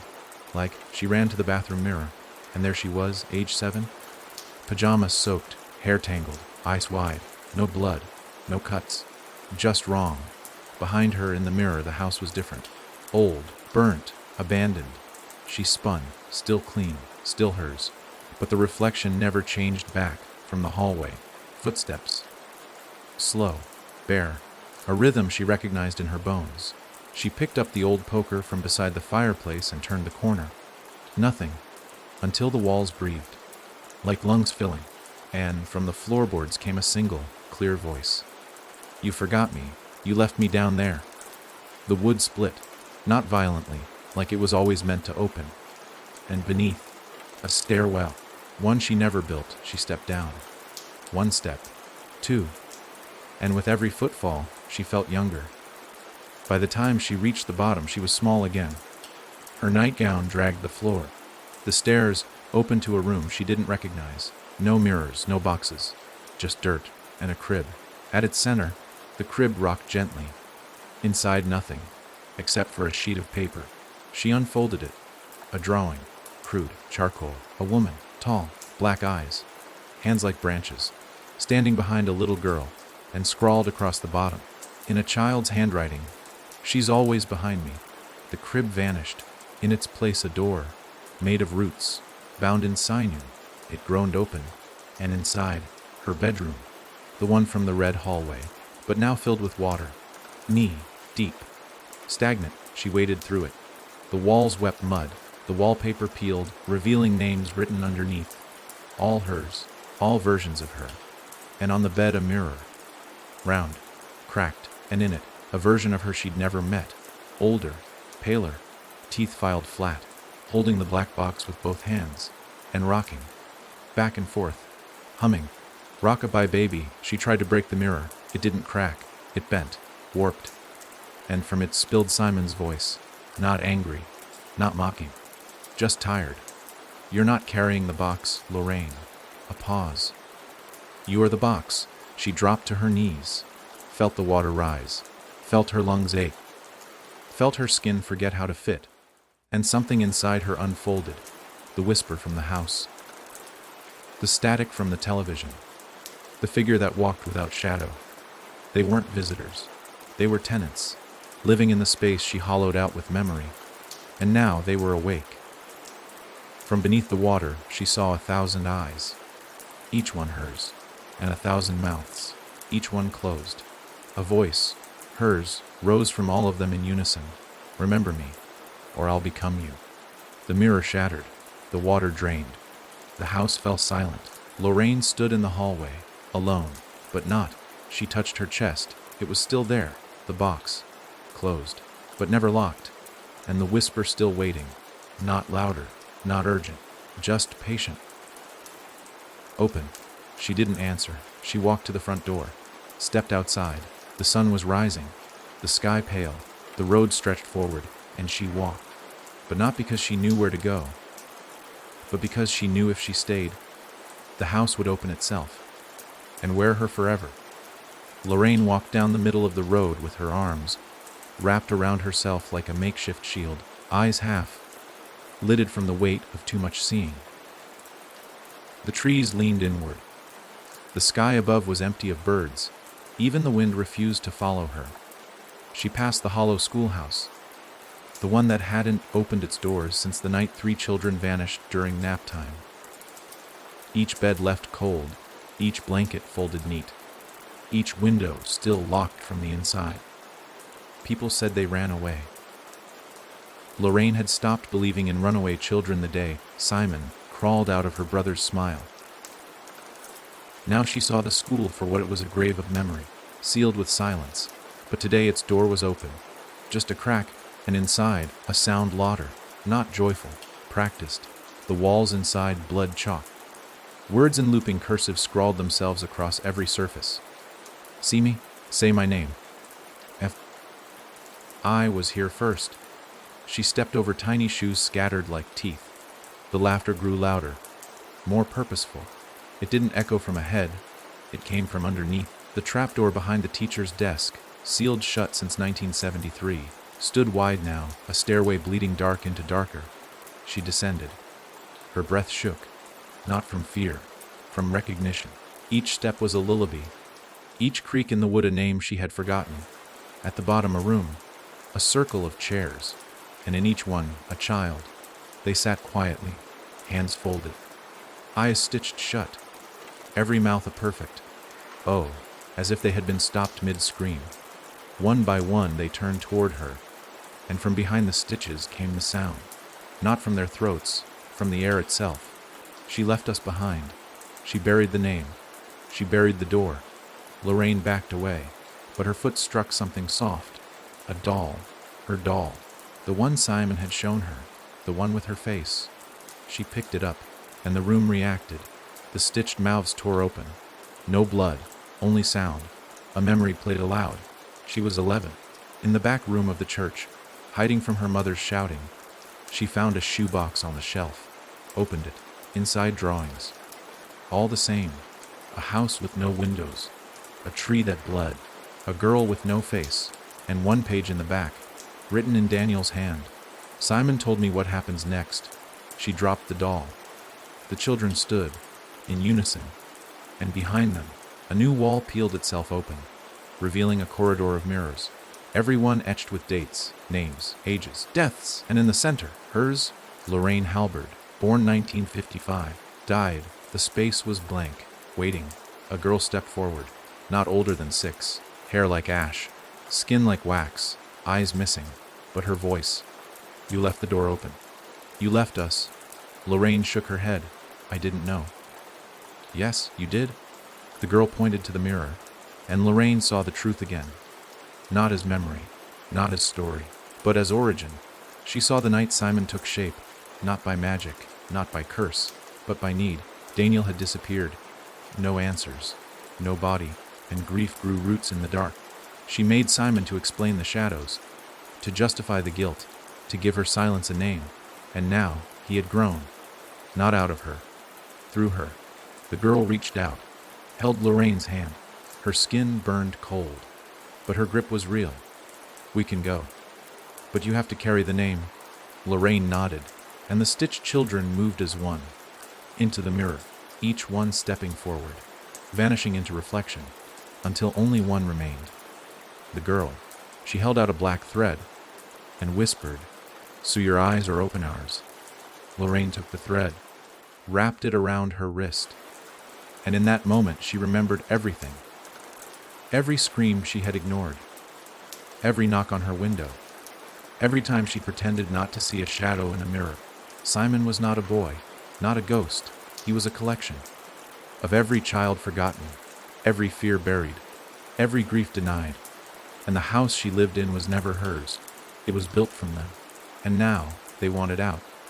She walked out of the schoolhouse as it collapsed behind her. No fire, no wind, just a folding in, like it had never existed in the first place. The sun had dimmed, not nightfall dimming, the world forgetting itself one tree at a time, and on the road ahead Simon stood alone, smiling. He looked tired, not threatening, just don't. And he spoke gently. "You have a choice now." Lorraine stood tall. "What is it?" Simon opened his small hands. In one palm a mirror, in the other a needle and black thread. He didn't answer. He didn't have to. She knew.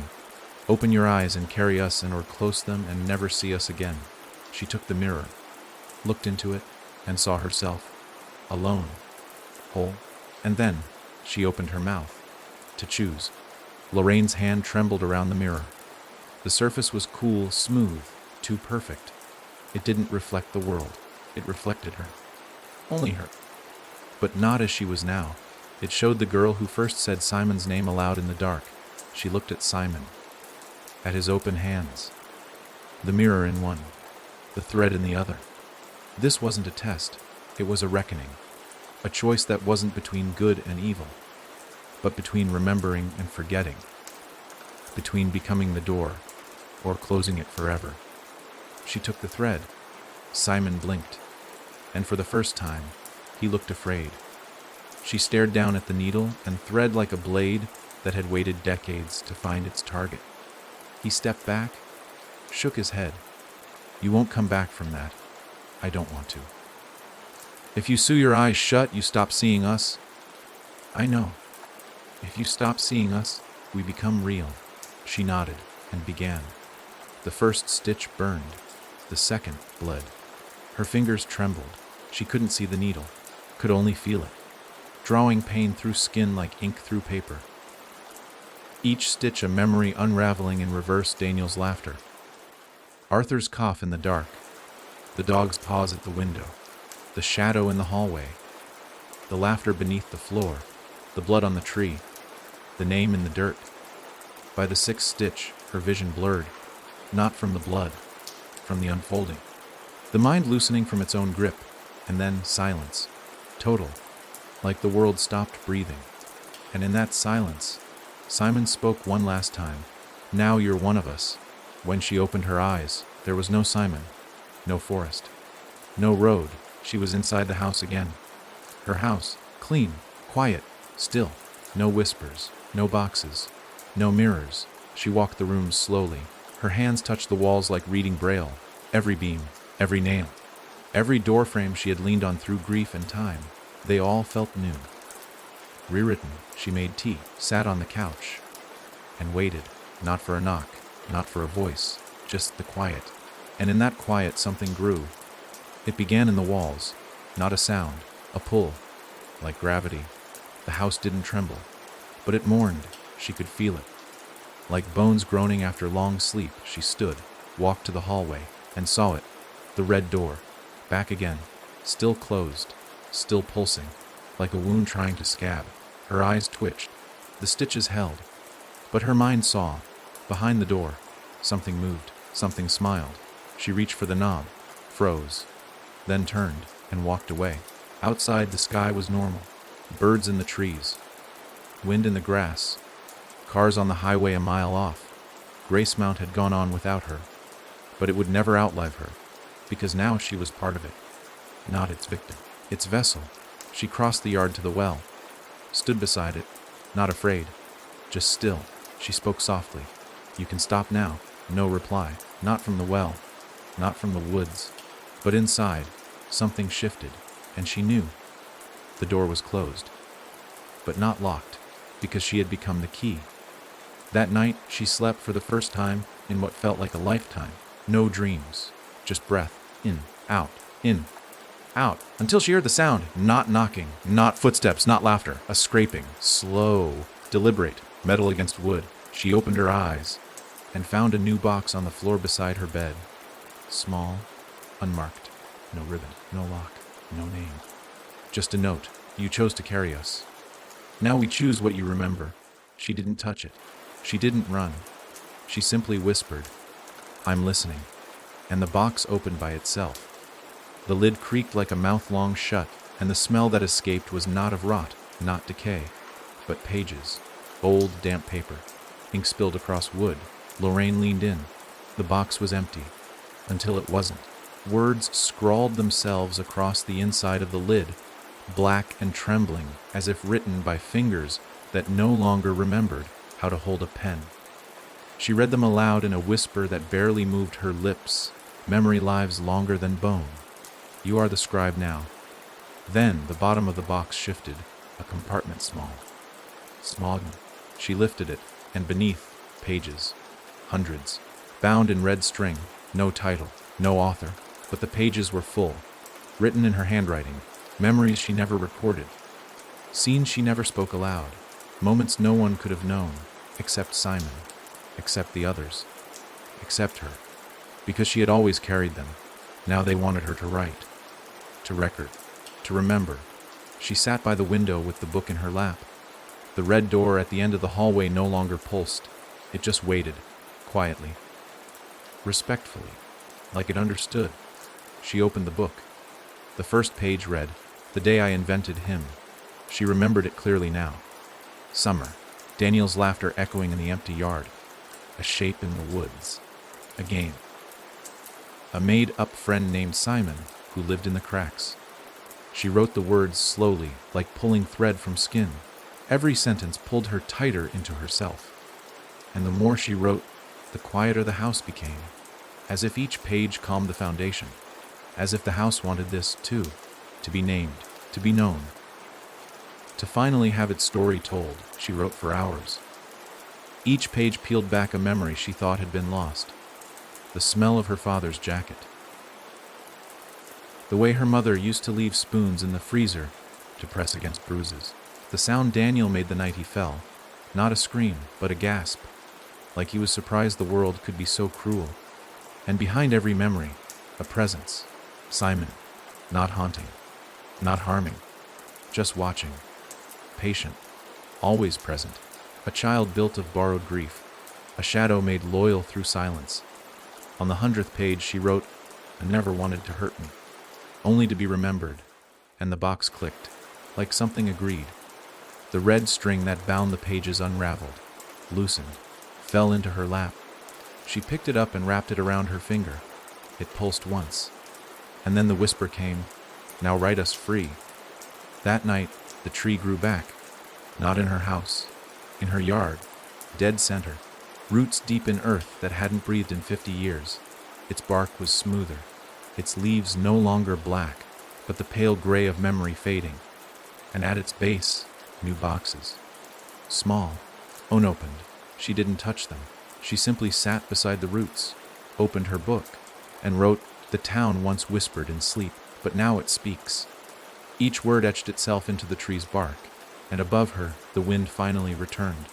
Carrying voices that no longer wailed, they sang, soft, wordless, and she wept, not from fear, but from relief. The next morning, someone knocked at the door, 3 times, soft, even, like it used to. She opened it, A boy stood there, not Simon, just a boy, eyes wide, hands trembling. He held a box, small, wrapped in red string. "Is this yours?" he asked. She smiled gently. "No." She knelt, took the box, and placed it on the windowsill. "It's yours now."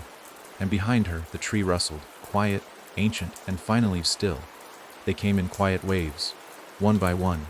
Children, teenagers, even grown men who hadn't cried since they were boys. Each carried something. Not always a box. Sometimes a note. Sometimes a photograph that no longer matched the person holding it. Sometimes just a name.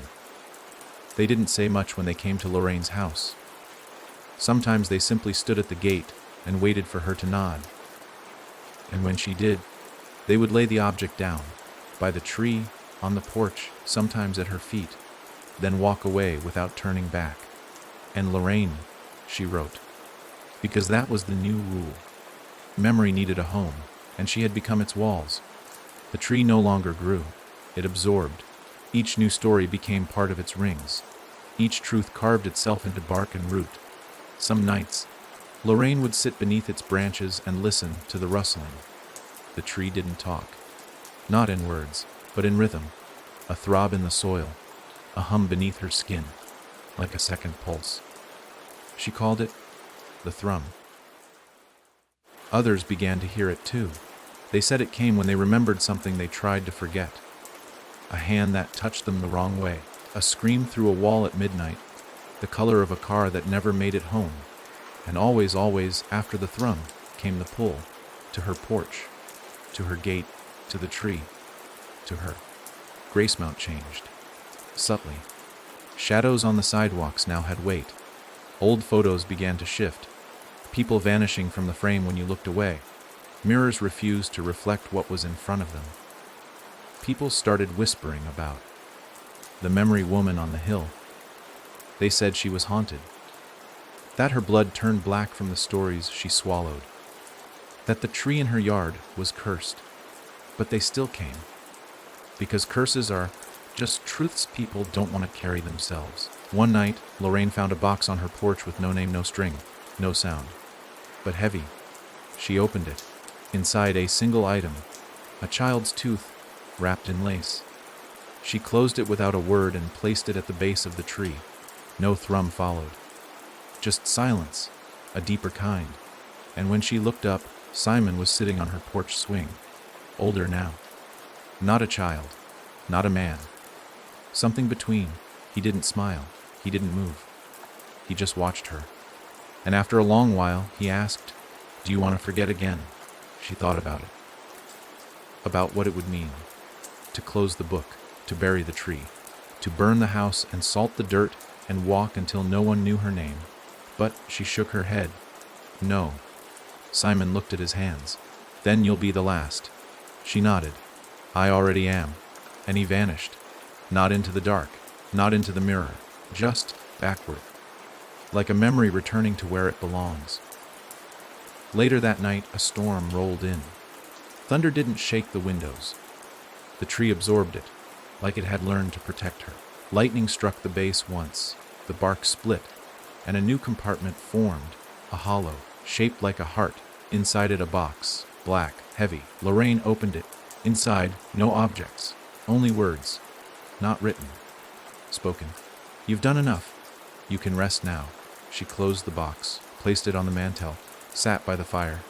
The house creaked, not with age, with peace, the kind earned through pain. She closed her eyes and slept.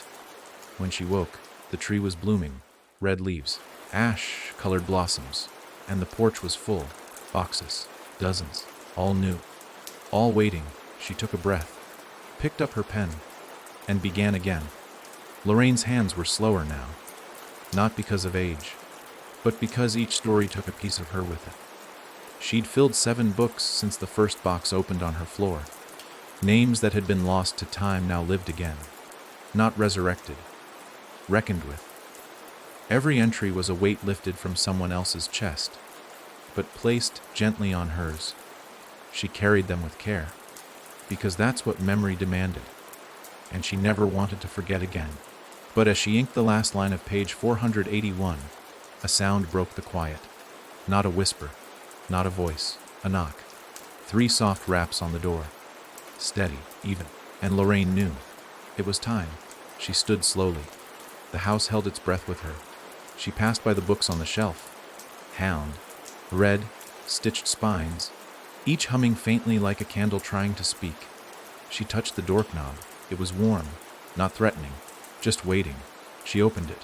No wind, no storm, just a child, barefoot, hair damp with fog, holding a single black box. This one had a name, Lorraine, and a date beneath it, tomorrow's. The child said nothing, just held it out. She took it. Her hands didn't shake, not this time. And when she opened it, she didn't find horror, or memory, or pain. Inside was a page, blank, and at the bottom, write your name last. The child turned, walked down the road, vanished before the second mailbox. Not into the woods, not into the fog, into the story. Lorraine closed the door, sat at her desk, opened her journal, and stared at the blank page in her box. Her hand hovered over the paper, and the house began to whisper.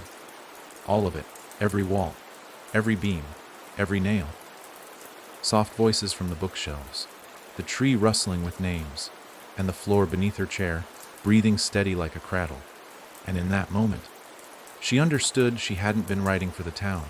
She was the town, its memory, its witness, its scribe. She wrote the first word, Gracemount, and the page responded. Ink spread like roots, not from her pen, from the box. Stories poured themselves into the paper. Hundreds, thousands, the missing, the mourned, the monsters, the boys in the mirror, the tree in the floor, the girl who stitched her own eyes shut. All of them returned, but not to haunt, to be remembered. And when the ink stopped moving, one final line appeared. The door is closed. The story is yours. Lorraine closed the book, walked to the porch. The sky was red again, not from fire, from memory. Gracemount shimmered beneath it, older, wiser, quieter. People still passed her house, still left boxes, but they never knocked. They didn't have to. She was listening, always. She sat in her rocking chair. The tree bloomed behind her, and the books whispered on the shelf. One name after another, each one carried into the wind. And when her breath finally slowed, the house whispered one last time. We remember you, Lorraine. And that was enough. When Lorraine Halberd died, the tree didn't wither. It flourished.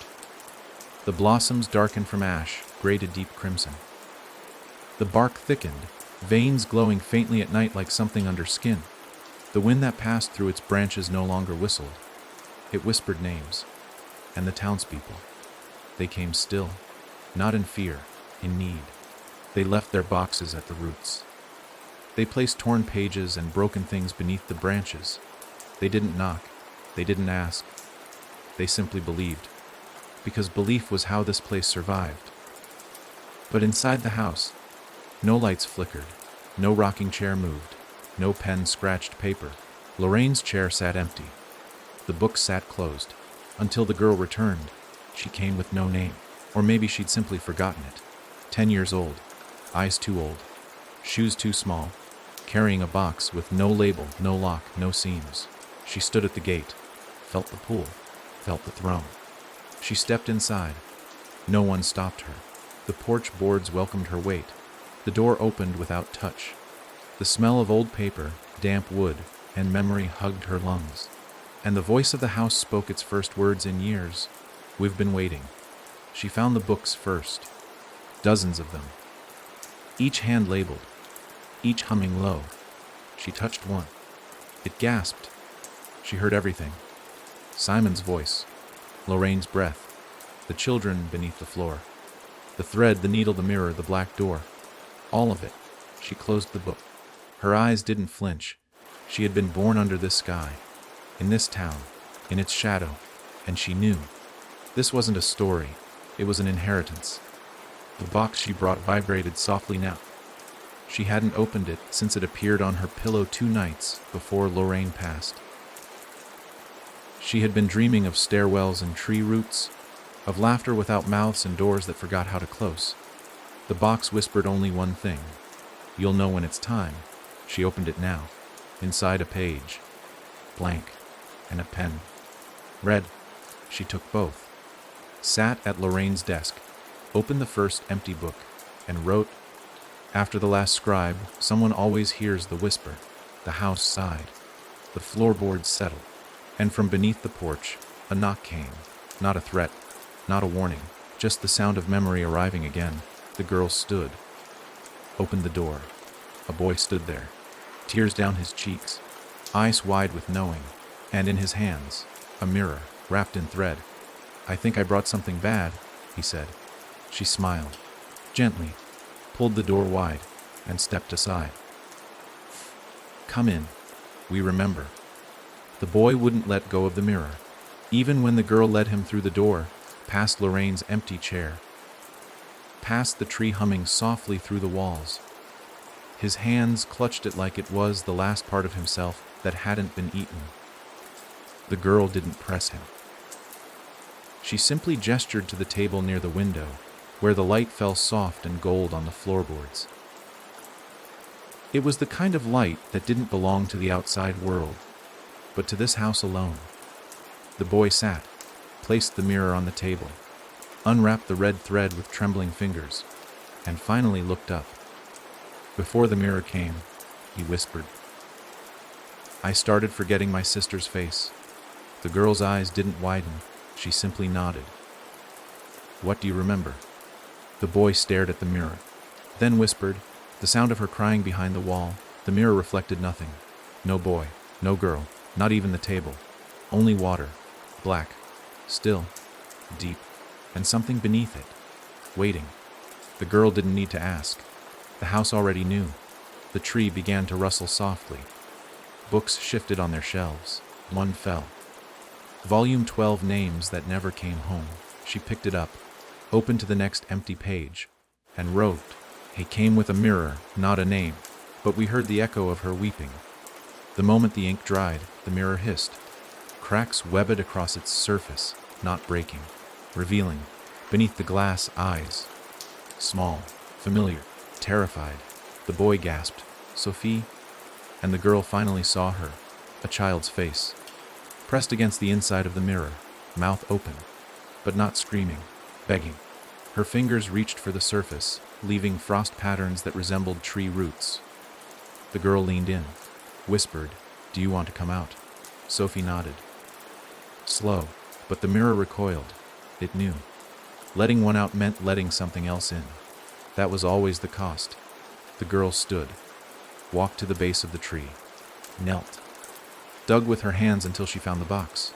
Black, unmarked, not yet humming. She brought it back, set it next to the mirror.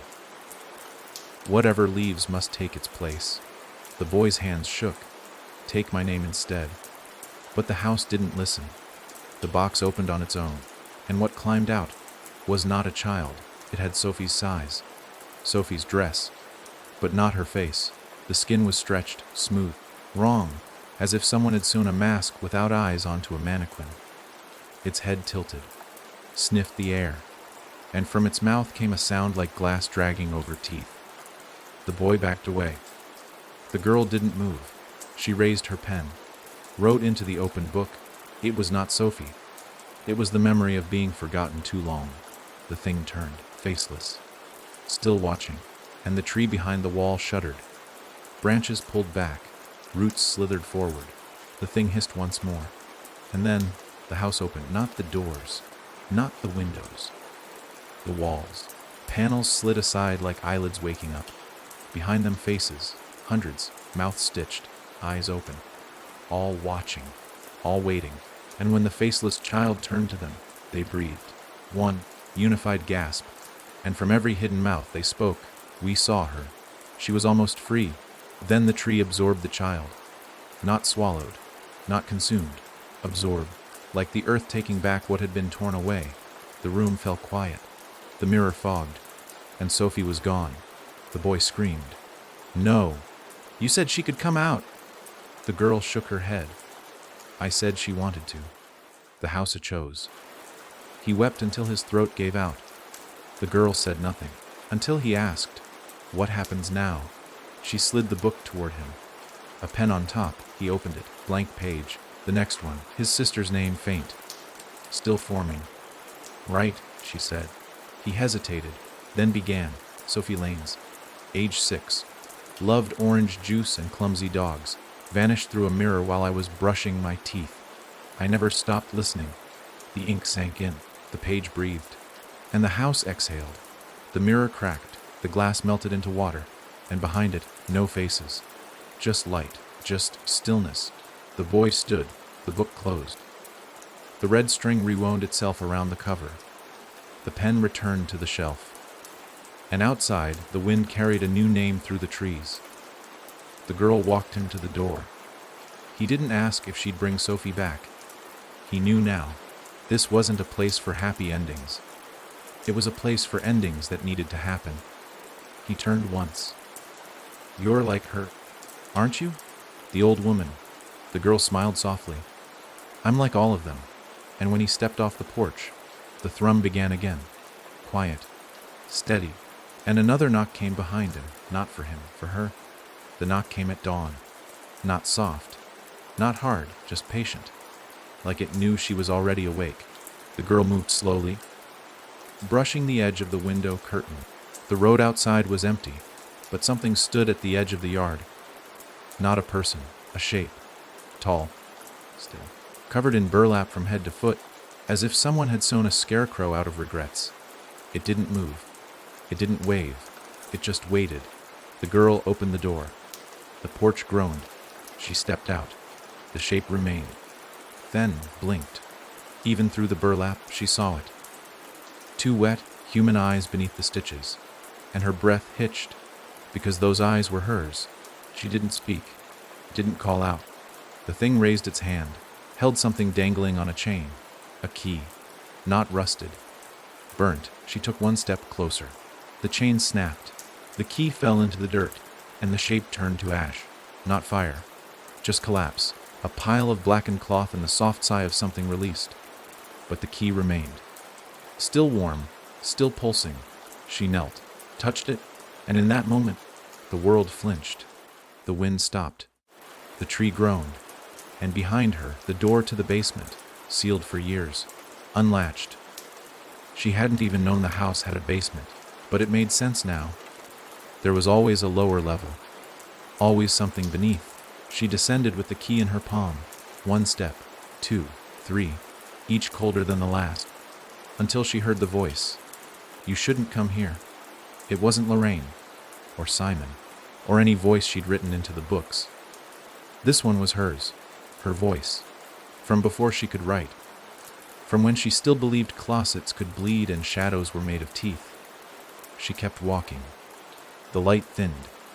The floor gave way to stone, and the hallway narrowed, until she reached the door. Wood, old, chained 3 times across, and a plaque at eye level, O to ono peo, iafilio 1 to Ramayan. The key burned in her hand. It wanted the lock. She thought about turning back. But turning back from memory was how this started. She unlocked the first chain. A scream, short and sharp, cut through the house. Somewhere upstairs, one of the books exploded. The second chain. The wind returned, but only inside the basement. It howled in place, circling her like a pack of angry dogs. The final chain. She hesitated. Something on the other side moved, not toward her, with her, mimicking her breath, her thoughts, her pulse. And then she opened it. The room was empty. No monsters, no mirrors, just a chair. And in it, a second girl, exactly her age, her height, her face, but crying, and tied to the floor with red thread that bled as it moved. The twin looked up. You left me, she said. The girl shook her head. No, I became you. The bound version hissed. You were supposed to forget. And the red thread tightened around her legs.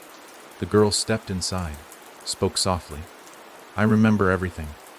That's why I write. The thread snapped. The second girl convulsed and vanished into a cloud of moths. Each wing carried a name, each name a forgotten fear, and when the moths passed through her, she screamed. Not from pain, but from weight, of remembering it all. She woke on the floor, back upstairs, the key still in her hand, the door still open, but the basement gone. Behind her, only wall, and on the floor, a single page. You met yourself. Now you'll meet the rest. She placed the page into a new book, one not yet named. And from the porch another knock came, this one faster, urgent. And she knew it had begun again. But this time, she wasn't the listener. She was the mirror. He arrived barefoot, middle-aged, clothes torn like he'd crawled through bramble and memory to get here. The girl didn't have to ask his name. It hovered around him like smoke. Martin Vale. Not whispered by the house, not found in a box, but dragged behind him like a chain. His eyes darted, unfocused. Not haunted, hunting. I need to remember it differently, he said. The girl tilted her head. You mean forget? He shook violently. No, I want it to happen another way. He pulled something from his coat, a tape recorder, old, worn, still blinking red. He placed it on the table like a wounded animal. Play it, he said. She pressed the button, and the room filled with his voice. But not him. The tape crackled, hummed, thin. I don't remember killing her. The girl didn't move. I remember the blood, yes. I remember the knife. But I don't remember the want. That has to mean something, right? He was weeping in the recording. I went to sleep with clean hands. I woke up a ghost. The recorder clicked off. Martin stared at her. That's not how it happened, he said. I want you to write it like she slipped. Like it wasn't me. The girl opened a blank book, dipped her pen. Tell me what did happen. His breath hitched. Then the wall behind him spoke. Liar. The tree twisted, its roots pulled back from the house. The mirror on the shelf shattered. Martin flinched, clutching his ears. The girl didn't move. You brought your echo, she said. I didn't mean to, he cried. I just wanted someone to write it down the way I saw it. Isn't that what this place is for? She stood, pointed to the red, streaked door at the back of the room. That's the place you're looking for. But once you open it, you don't get to come back. He swallowed hard. What's behind it? She looked at the broken mirror, at the books that began shaking violently on their shelves. At best, the truth you wanted. At worst, the memory that wants you. He stood, hands trembling, walked to the door. The knob was cold. He turned it. The room inside was empty. Just a chair, a window, and in the window, a girl, 6 years old, hair matted, eyes open, throat slit. She was smiling. Martin collapsed, sobbing. That's not what she. The girl outside the room spoke calmly. She never slipped. You pushed her. Martin didn't speak. His eyes didn't blink. The window bled softly at the edges, and the girl in the image began to hum. A nursery rhyme only Martin would know. His lips moved to match, like muscle memory, like ritual. The book on the table flipped open. A page filled itself in. Martin Vale. Denied it for 17 years. Came here hoping to erase. Left here remembering it all. The door shut. No click. No slam. Just closure. The girl sat at the table. The pen wrote on its own now. Her hands rested on her lap. The tree didn't rustle. The wind didn't blow. Because sometimes memory is a stillness too heavy to carry with a breeze. Behind her, the chair creaked. Not hers. Lorraine's. She didn't turn. She just spoke. Do I write everyone's name? A whisper answered. Only the ones who try to change their endings. She nodded. Wrote a new title in the book. The Ones Who Lied to Themselves. And placed it on the shelf. Volume 21. Room for hundreds more. Before dawn, someone slid a map under the door. No knock. No box. Just brittle paper folded neatly, stained at the edges, humming low like it remembered a fire. The girl unfolded it slowly. Gracemount was drawn in charcoal, accurate, but wrong. Streets bent at angles that didn't exist. Houses overlapped with fields. Names of places she'd never heard of were written in a language she knew but couldn't read. At the center was a red mark. Not ink, crimson thread stitched into the paper. It pulsed faintly, and next to it, in tiny letters, "I keeps what should have stayed lost." She knew then, this wasn't a warning. It was an invitation. She packed light, the map, the pen, a blank book. One page torn from Lorraine's journal, one that said only, "If you see your own face, run." The house didn't protest as she left. The tree tilted toward her. A branch snapped cleanly, then fell at her feet. Inside the hollow, a box the size of a coin. She didn't open it, just placed it in her pocket. The path beyond the hill curved wrong. Too many shadows for that hour. Too little wind, and then she saw it. The cottage with no door, the porch with no steps, the windows covered in newspaper from years that hadn't happened yet, and standing in the yard, with no eyes, the collector. He was taller than he should have been, draped in coats that changed color depending on which side you looked at. His hands held nothing, but around him hovered objects, dozens, maybe more. A comb with dried blood in its teeth, a child's shoe, a black tooth on a necklace, a snow globe that screamed when it shook. Each floated near his head like a halo of memory gone wrong. He didn't speak, he rattled. Like a chest full of loose bones. She didn't flinch. "Why the map?" she asked. He tilted. A single item floated forward. A locket, inside a face. Hers, smiling, younger, before the house, before the tree, before the books. "I never gave you that," she said. He nodded. Not yes, not no, just movement, and the wind shifted. The air thickened, not with fog, but with time. The girl stepped closer. "Did you take them? The ones who left boxes but never returned?" The collector opened his coat. Inside, rows of shelves. Tiny jars, each glowing, each labeled in the same small red letters as the map. She read the names, and recognized none. But her chest ached with each one, because she didn't know them, but the house did. These were the ones who never knocked. The ones who wandered, who got lost between stories. She stepped back. "You keep them." The collector finally spoke, but not in sound, in memory. A flood of moments not hers surged forward. A girl on a train that never stopped. A man who forgot his own child's name and walked into the woods naked. A baby asleep in a crib made of roots. They all had one thing in common. They were almost remembered. But not quite. She opened her book, wrote one line. "The collector only holds what was never claimed." The wind paused. The floating locket dropped. She caught it, opened it. This time, inside another girl. Not her, but familiar. Same eyes, same mouth, older, tired. She looked behind her, but the world hadn't moved. Only she had. The collector was gone. So were the jars, the house, the wrong angled streets. Everything pulled back into the folds of the map. She held it now, but it was blank. Only the red thread remained, and one word, return. She did. The house welcomed her. The tree hummed. She placed the locket beside the books, opened a fresh page, and wrote, "Some never knock, some never return, but all remember what they almost became." The pen bled slightly.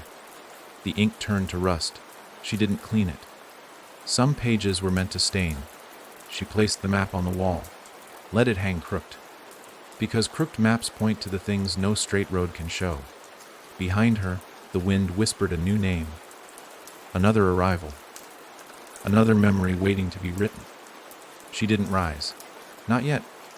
She looked at the locket and whispered, "I remember you now." The child was already in the chair when the girl entered the room. Not a sound had marked her arrival. No knock, no creak, no wind. Just sudden presence, as if she'd been unremembered until the second she appeared.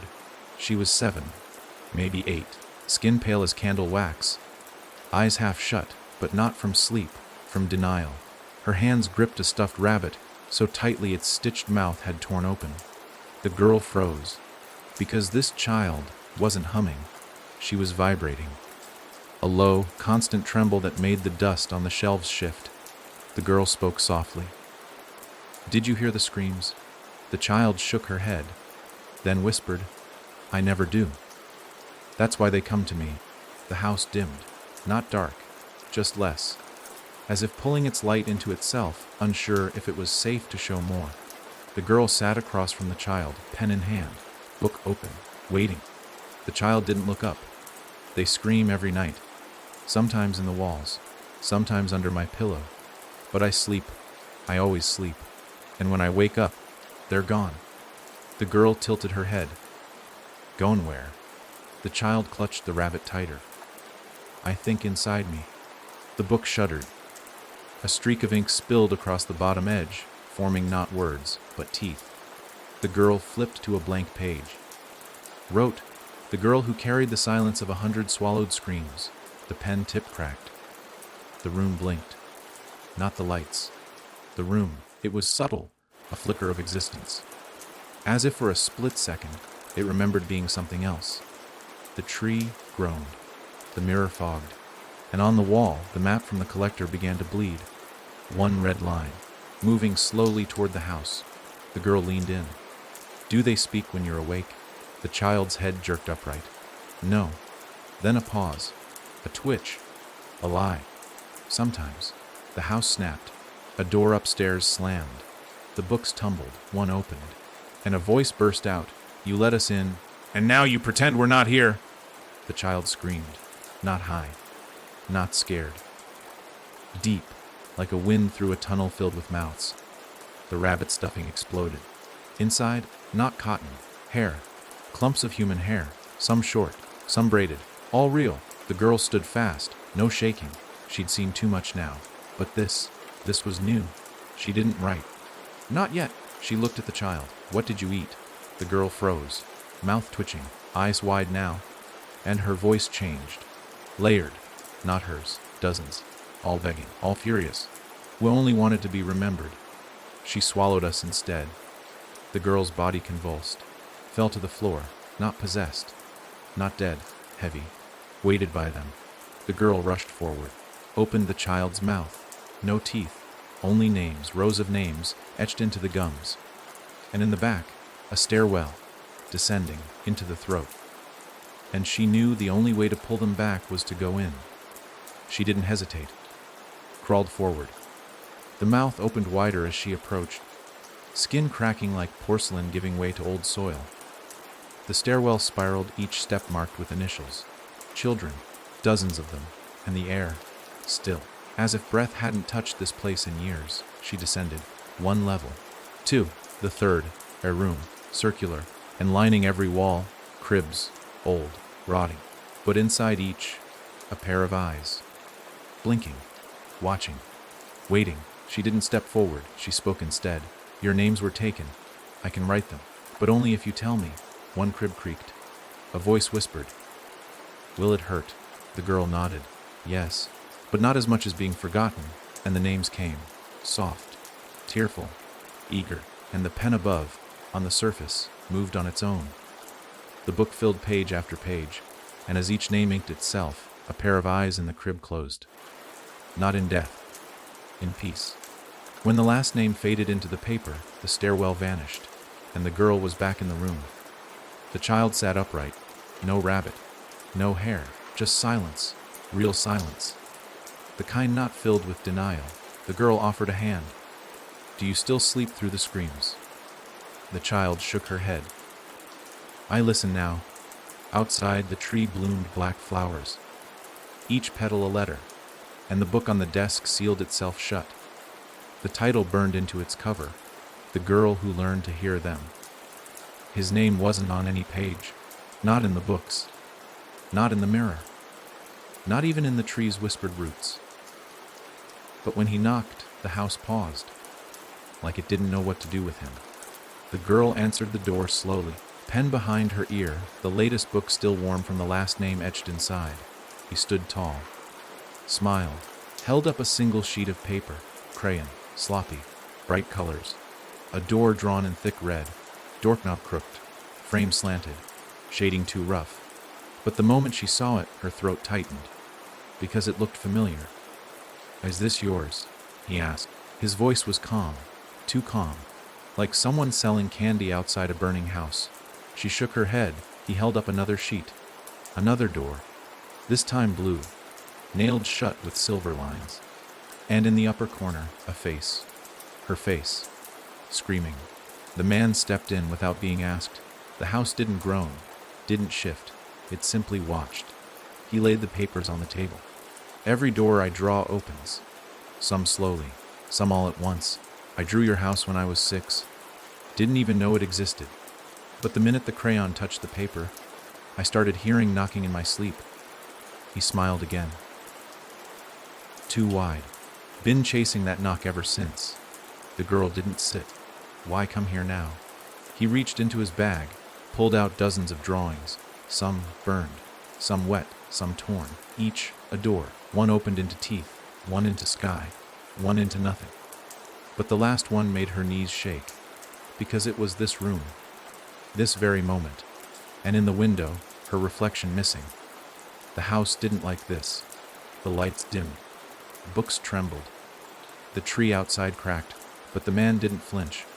See, I don't walk through them. I make them. And once they're drawn, they wait. He pointed to the blue door with her face. This one, never opened. It's been waiting for you. The girl stepped closer, touched the paper. It was wet. Not with water, with breath, warm, alive. She flipped it over. No name, just a symbol, an eye. Closed. I didn't draw that, the man said. It drew itself after I fell asleep. The girl opened a new book. Wrote. The man who created paths but feared to follow them. The one who drew the exit and stayed behind. The ink blistered. The page curled. And the book screamed. A single, shrill child's voice. Don't open it again! The man winced. Then whispered, I think I opened it when I was a kid, in my dreams. I think part of me never came back.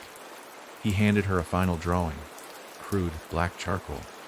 A hallway lined with doors, all slightly ajar, and at the end, a hand. Not reaching out, pulling something in, he shivered. I think I left myself behind, and it started drawing me. She lit a match, burned the hallway drawing. The man didn't protest, only sighed. Relief or grief, hard to tell. She turned to the paper with her face. It began to pulse, a low, rhythmic thudding, like a heartbeat, or knocking. She picked up her pen. No one should have this, she said. He nodded. I agree. That's why I came. I can't destroy it, but you can write it closed. She wrote. The door with my screen behind it was never drawn. The child who dreamt it stayed asleep. The knock was never mine. The thudding stopped. The drawing turned to ash. No flame. Just gone. The man stood, eyes glassy. Do you think it'll stop now? She didn't answer. Some things never stop. They just move. He stepped back out into the mist, didn't look back, and as the house breathed in again, the tree dropped something at the doorstep. A box. Inside one crayon. Red, broken. And a note. Don't draw what you can't remember. She added it to a shelf, wrote the entry, closed the book, and behind her a new drawer opened in the wall. Inside, paper, empty, waiting.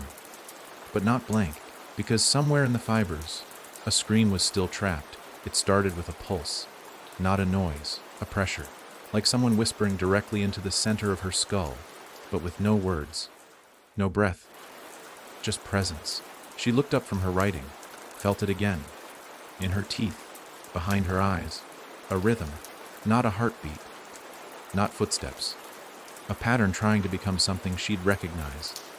The pen slipped from her fingers, rolled across the floor, and stopped under the bookshelf. The moment it touched the shadow there, every window in the house shattered inward. She didn't scream. The house didn't moan. The tree outside twisted, shedding petals that turned to black snow before hitting the ground. The sound returned. Still not a sound, a message, but not meant for her. It passed through her, looking, searching, and it didn't find her until she listened back. Then it spoke, not aloud, inside. You're not her? Her blood turned cold. Not who? She asked, breath thin. The pressure thickened. The air around her pulled tighter, as if the house itself was inhaling. And behind her, the mirror, long since cracked, began to bleed. Not red. Memory. colored, and in the center of it her face, smiling, but not her smile. The reflection moved before she did. It blinked wrong, too slow, too smooth. And then it pressed its hands against the inside of the glass. The pressure in her skull sharpened. I remember her. The one who let me in. The girl stepped back. The books on the shelf began to slide out, one by one, opening mid-air. Pages flipped violently. Some ripped free and hovered like wings. Each page showed a drawing. Of her. Always her. But doing things she never remembered. One showed her holding a knife. Another, digging a hole. Another, smiling as someone else wept. Each image more certain than her memory. The sound in her head laughed. Or maybe it wept. Hard to tell. She turned to the shattered window. The world outside was gone. Not night, not day, just absence. As if the house now floated in a place stories fall into when no one believes them anymore. The mirror cracked further, and the other, her stepped halfway through. A leg, then fingers, then that smile again. The girl grabbed a book, any book, and flipped to the middle. Wrote, "The reflection is not me. The smile is not mine. The memory is not true." The pen snapped, the mirror howled, and the glass folded inwards, swallowing the other, her in a ripple of silver. Then silence, real silence. Heavy, like dirt over a coffin. The pressure didn't leave. It recoiled, waited, and she realized. It hadn't been targeting her. It had been measuring. She turned to the desk. Where she'd never seen a drawer before, now sat one ajar. Inside a cassette tape. Label, "Before You Forgot." She didn't have a player. But when she touched it, she heard it, a lullaby. Off, key. Spoken by a voice that was not hers, but used to be. Then words, "You made me, and you buried me." But I remember the lullaby you hummed when you still believed monsters only lived under beds. Her knees buckled. The tape hissed, then went quiet, and the drawer sealed itself shut, going. She didn't try to find it. Some drawers are for then, not now. She lit a candle, opened a new page, and wrote. The sound that wasn't a sound came to take back a memory I never made. But I recognized the song, and that's enough to call it real. The house relaxed, the tree wept, and outside the world returned, foggy and uncertain. Because when memories start inventing you, even silence has a voice, and it's always waiting. She shelved the book, blew out the candle, and behind her, a voice whispered from nowhere, "Next time, don't hum." He came wearing a burial suit, but he wasn't dead. At least, not in the usual way. His tie was crooked. Soil still clung to the creases of his collar. His shoes were clean, though. Too clean, like they'd never touched the ground. And his eyes, they had no depth. Not blank, not blind. Just preserved. Like someone had frozen his last thought behind glass. He didn't knock. The door opened for him, and the house sighed. The girl stepped back as he entered. His breath smelled like lilies left too long in stagnant water. He looked around and smiled. Smells like stories. She didn't ask his name, because she already knew it. Malcolm Tier. One of the first. Before the house had shelves. Before the tree had roots. Before her. He shouldn't have been walking. Not after what he did. Not after what the ground did to him. She remembered reading about him in a yellowed newspaper left beneath a floorboard. Writer disappears after local tragedies mirror unpublished work. House condemned. Grave disturbed weeks later. No body found. She pointed to the armchair. He sat without a sound. The paper in his breast pocket fluttered once, then stilled. It smelled like the inside of a crypt. He licked his lips, cracked and dry, and said, "You're writing them all down, aren't you?" She nodded. He smiled again. "Then you should know. I never died. I just stopped ending." The candle flickered blue. The tree outside twisted violently, and behind the walls, something crawled. The books began whispering to each other. Pages turning by themselves. One fell open. A page bloomed. He wrote deaths before they happened, and then refused his own. Malcolm chuckled. Voice hollow. "They said I jinxed them, But I just wrote what I saw. That girl in the well, the boy with the broken glass smile. They told me their endings before they started. His fingers twitched. He pulled the paper from his pocket. It was a manuscript, unfinished. But the title burned on the top in scarlet ink. The day the ink turned to blood, he laid it on the table. I stopped writing the ending. That's why I'm still here. She didn't touch it. Didn't dare. The paper throbbed, breathing with memory. "What do you want?" she asked. Malcolm leaned forward. His eyes cracked a little at the corners. "I want you to finish it. End it. Write the last page. Because I can't anymore." "Why not?" His smile melted into something older. "Because if I do, I vanish. And everything I wrote comes true." The manuscript twitched. A drop of red ink spilled from the edge. It landed on the floor and sizzled. A small worm, black and twitching, crawled out from the stain. The girl grabbed her pen, opened a fresh book. "I don't write fiction," she said. Malcolm whispered. "Neither did I." She flipped through the manuscript. The pages were wrong. They remembered her. One showed her standing under the tree as it rained teeth. Another, writing by candlelight while something with antlers watched from behind the curtains. Another, burning the house to keep a secret from escaping. And the last page, blank, but warm. She wrote one line.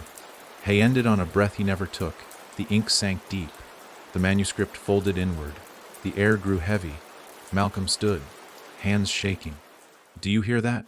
he asked. She did. It wasn't knocking or screaming.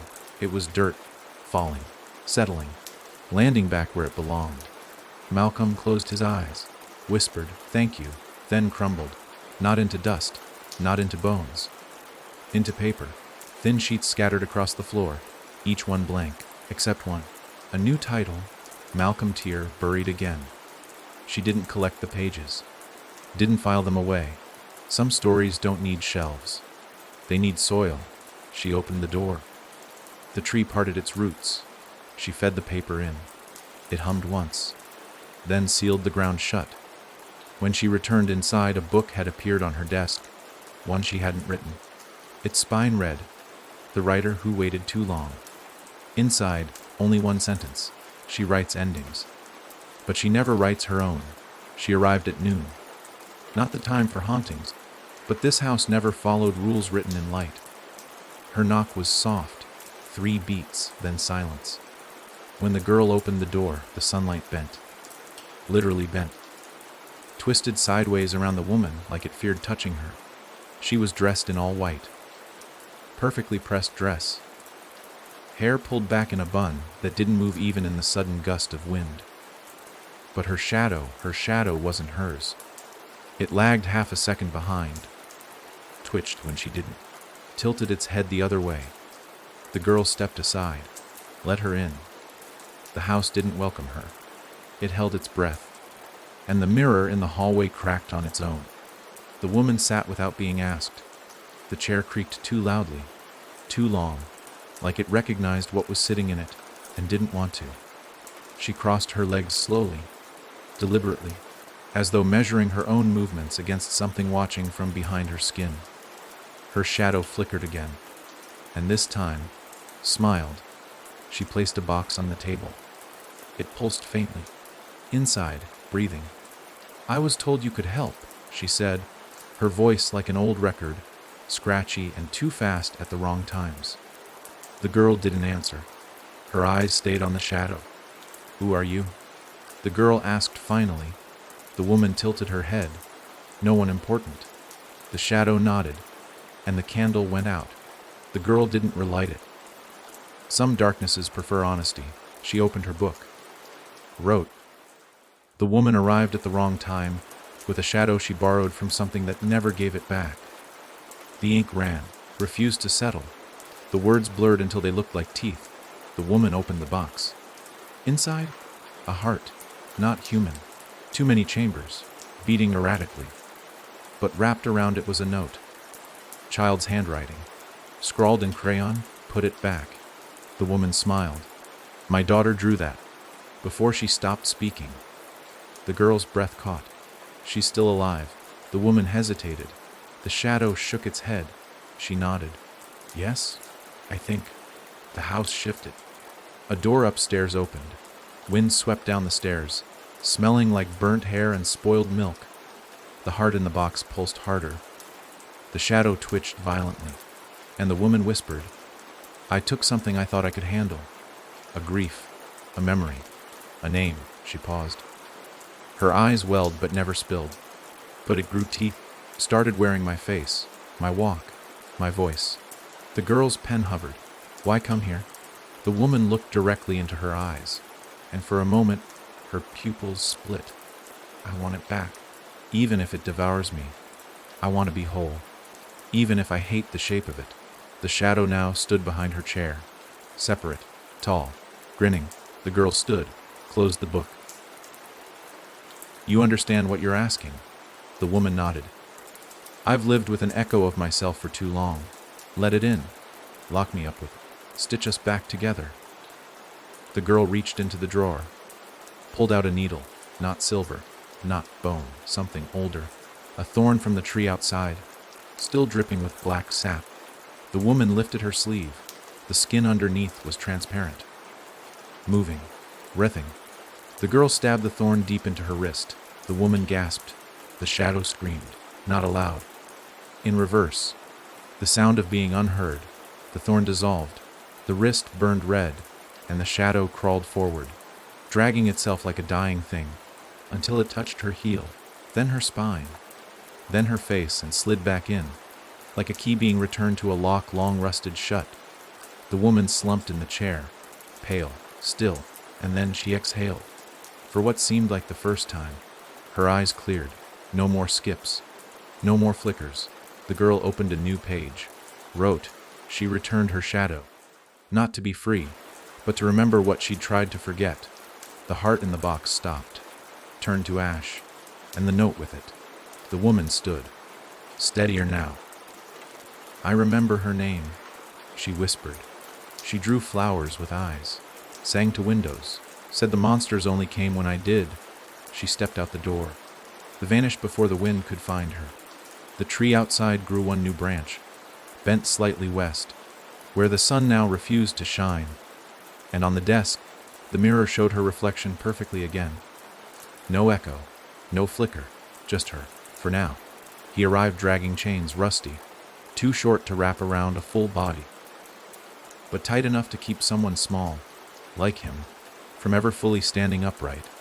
He didn't cry, didn't scream. He didn't even blink, just walked through the front gate barefoot, head low, and knelt at the doorstep like a soldier surrendering to something he couldn't name. The girl opened the door before he could knock, and the air behind him screamed. Not with sound, but with the sudden absence of one.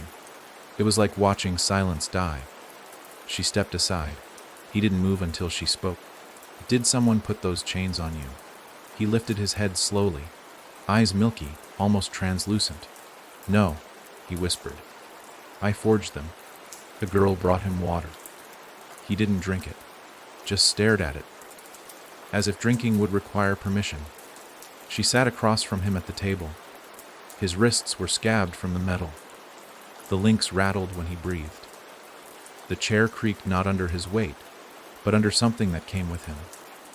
Something clinging, something starving. She flipped open her book. Tell me why you came. He pointed to his head. I hear them. She didn't ask who. She already knew. He pressed a key into her palm. Old, bent, black with soot. This opens a room in my house. He paused. No one should open it. The girl turned the key over.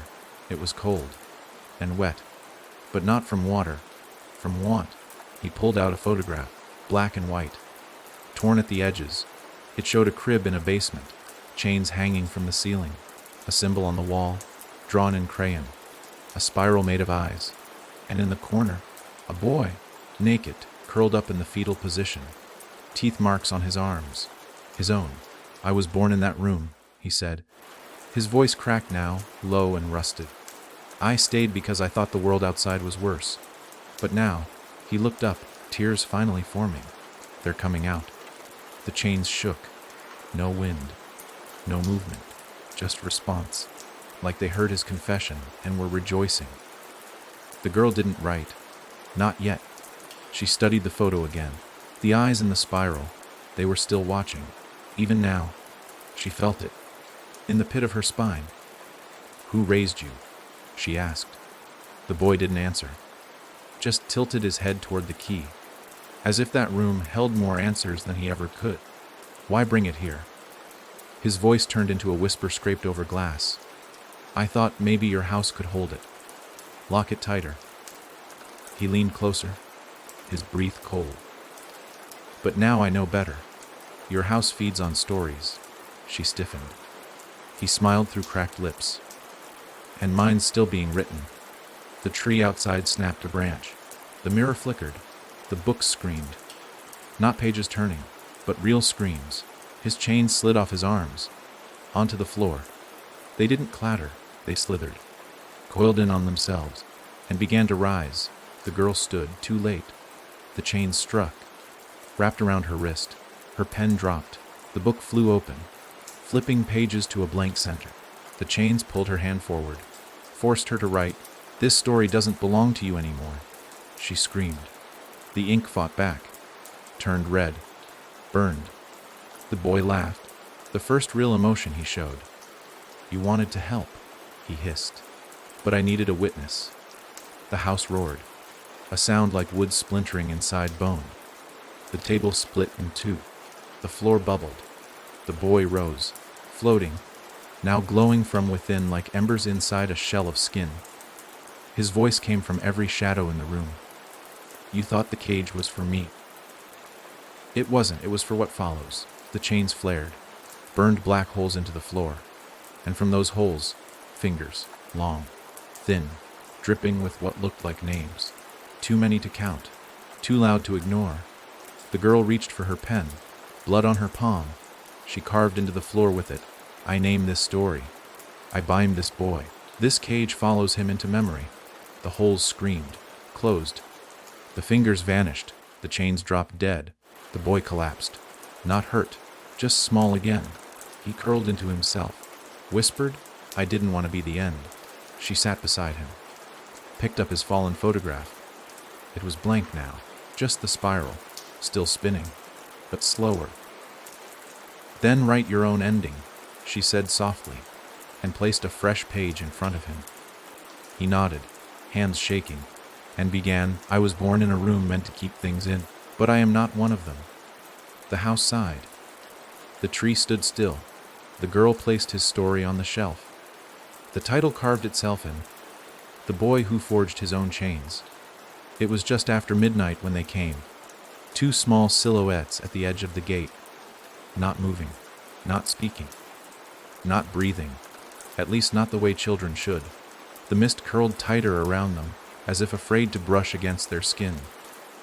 The girl saw them from the window, waited. They didn't knock, they didn't call.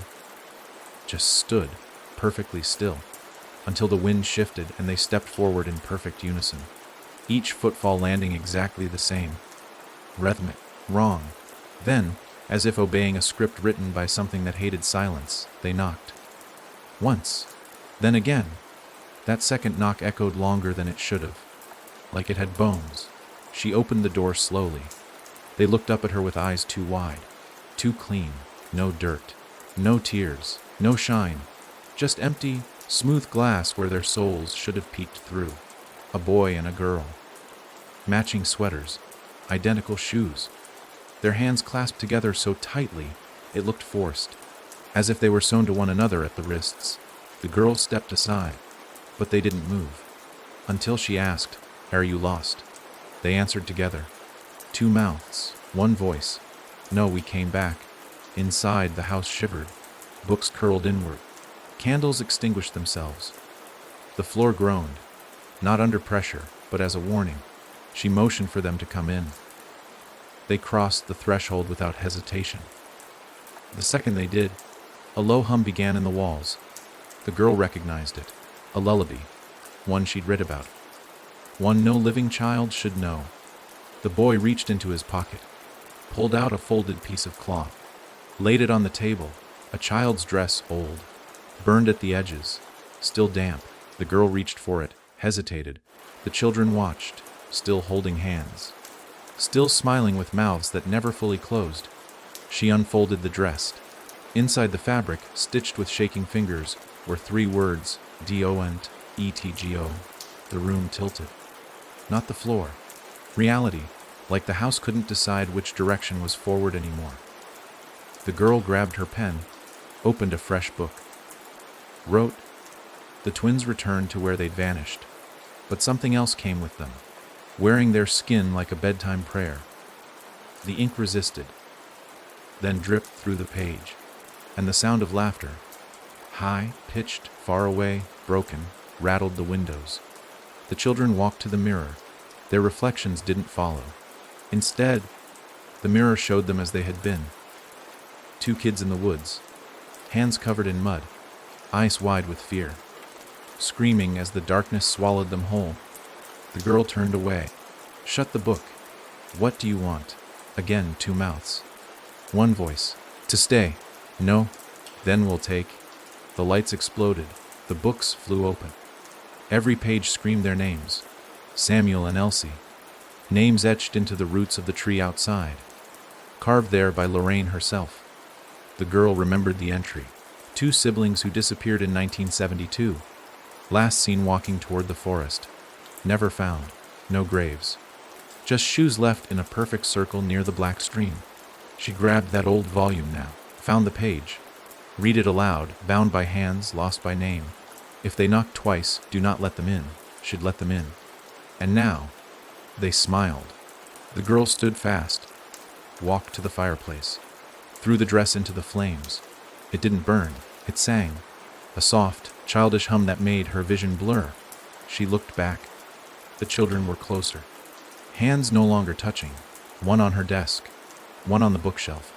Their arms longer now, fingers jointed in ways that bent truth. She opened her own book, dipped her pen in the candle wax, wrote across her skin, "These are not the children you lost. These are the ones you forgot to fear." The house roared. The mirror cracked, revealing behind it a door. Wooden, charred, carved with the names Samuel and Elsie. The girl shouted, "Go back," but they didn't move. She tore the page from her book, threw it at them. It turned into smoke midair, wrapped around their faces. They coughed, gagged, screamed. The boy's skin peeled. The girl's hands unraveled into ribbons of shadow. Still, they smiled. Still, they whispered, "You invited us. That makes it home." Then the door behind the mirror opened, not by her will, by theirs. Inside, a room of cages, small, bent, some still occupied, some still breathing. The children stepped back toward it, drawn, trapped, afraid. Their hands reached for each other, but missed, because now they were separate. The boy looked older, the girl smaller. No longer one voice. 2 again, 2 terrified voices. "Don't shut it. Don't." She did. The mirror resealed.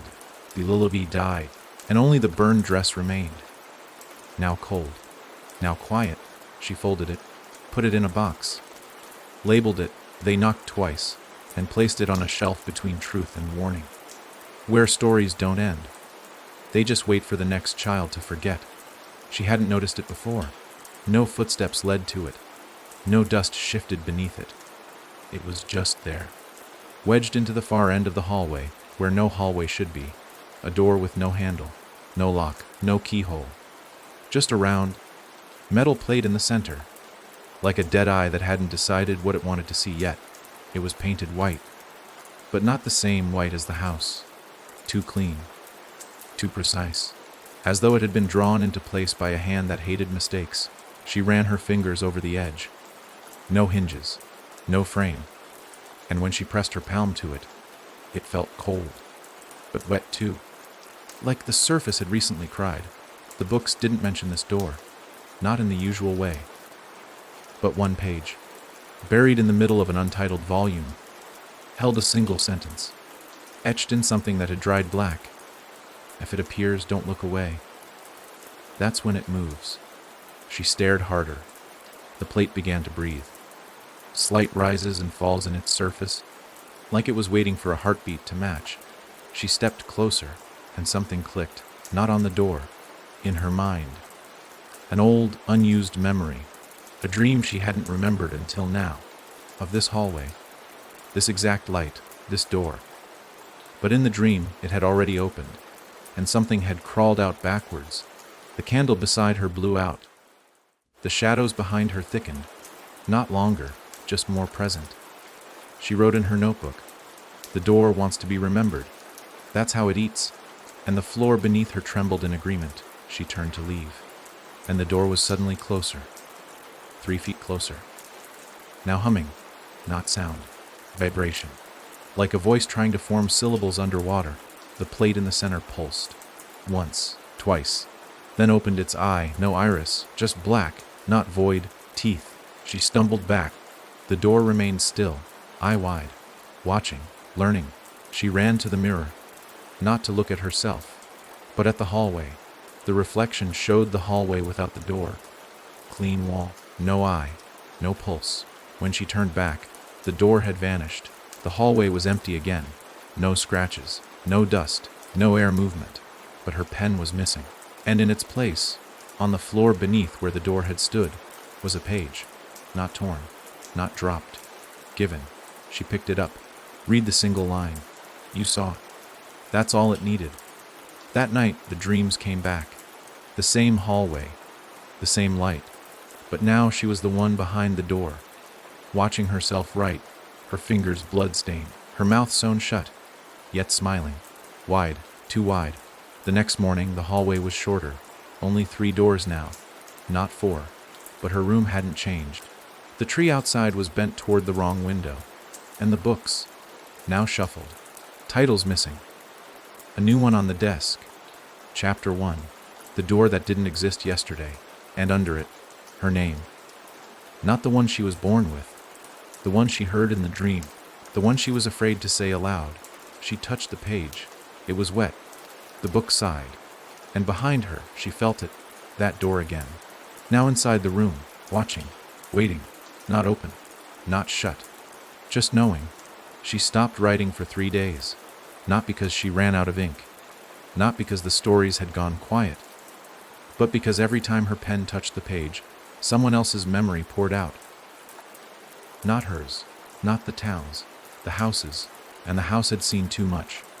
On the 4th day, she woke to find words already written on her walls, scrawled in looping, frantic lines, all in her handwriting. But she hadn't moved in her sleep. She knew that. She tied her wrist before bed, pressed powdered salt into her palms. Still the ink bled from her mind while her body rested, and the words made no sense, until they did. You buried it in the attic. That doesn't mean it forgot your name. That was the first sentence she understood. It was written above the mirror, in reverse. So it could only be read when she wasn't looking directly at it. The attic. She hadn't opened it since Lorraine died. The pull-down ladder creaked like a throat clearing before confession. Dust coated everything like the memory of skin. She found the trunk in the back corner, wrapped in chains, not for keeping something in, for keeping everyone else out. She touched the lock. It clicked open with a whimper. Inside, a girl's dress, damp, folded neatly beside a jar of teeth, and a book, blank. Except for one sentence in the center of the first page, "You saw it before you were born." She slammed the trunk shut, turned to leave. But the ladder was gone. The attic floor had become hallway, one she'd seen in dreams. 4 doors, one with a rusted bell, one with a slit wide enough for a whisper to crawl through, one wrapped in wires that hummed in Morse code, and one breathing. She chose the second, slid her finger across the slit. It tasted her. The door opened inward, no handle, no sound, just a room made of pages, walls lined with open books, each one whispering her name, not the one she spoke, the one she forgot, the name the house remembered, the one the attic wouldn't let her bury. In the center of the room, a chair, and in the chair, her. A younger version, 8, maybe 9, hair tangled, eyes blacked out with soot. smiling a child's smile that meant nothing safe. The younger her spoke. Do you remember the blue room? She didn't. Not yet? The girl laughed. You will. You'll bleed it out eventually. She stood, walked up close, held out her hand. Inside her palm a single match, burned halfway. Use it wisely. Or not. It ends the same. And then she stepped back into the wall, melted into the pages. Her mouth moved once more before disappearing. Don't write what you don't want to relive. The real her collapsed, woke up in bed, breathless, hands stained with ink and ash. On the floor, her journal, open to a page she never wrote. One sentence burned into the paper. The blue room is opening again. And outside, the tree was weeping. Sap that shimmered like water under skin.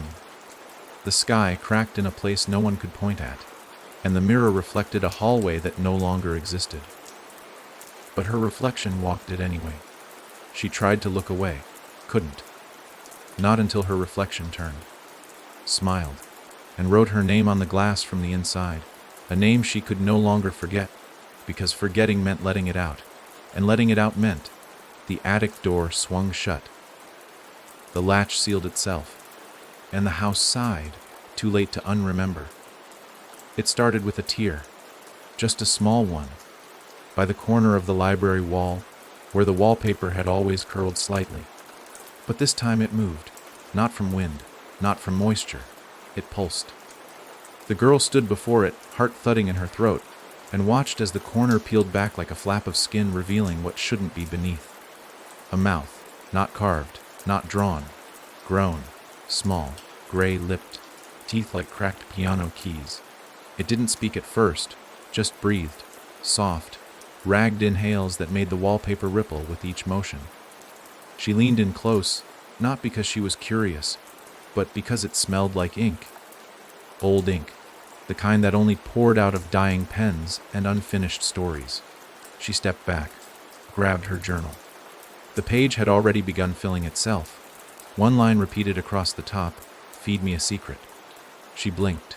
It blinked back, a slit forming into something wanting. Not food, not names, not souls, but truths no one else knew. The wallpaper twitched. The mouth opened wider, dry tongue flicking against unseen gums. The voice, when it came, was low, wrong, wet from the inside. Tell me what you never wrote. The girl hesitated, and the room grew louder, not from noise, but from the memory of silence. A thick, pressure, heavy silence that begged to be broken like a bone. She spoke. When I was 6, I watched Lorraine bury something in the yard. The mouth licked its teeth. What? A mirror, she whispered, wrapped in cloth. Screaming, the mouth smiled. The wallpaper tore wider. Books fell off the shelves. The tree groaned. And in the corner of the ceiling, mold spread in the shape of a spiral. Not fast, but deliberately. The mouth sucked in breath. More. She stepped closer. I never told her I saw it. I thought if I did, it would make it real. It was already real. The mouth hissed. Behind her, the mirror fogged. Words appeared in the glass.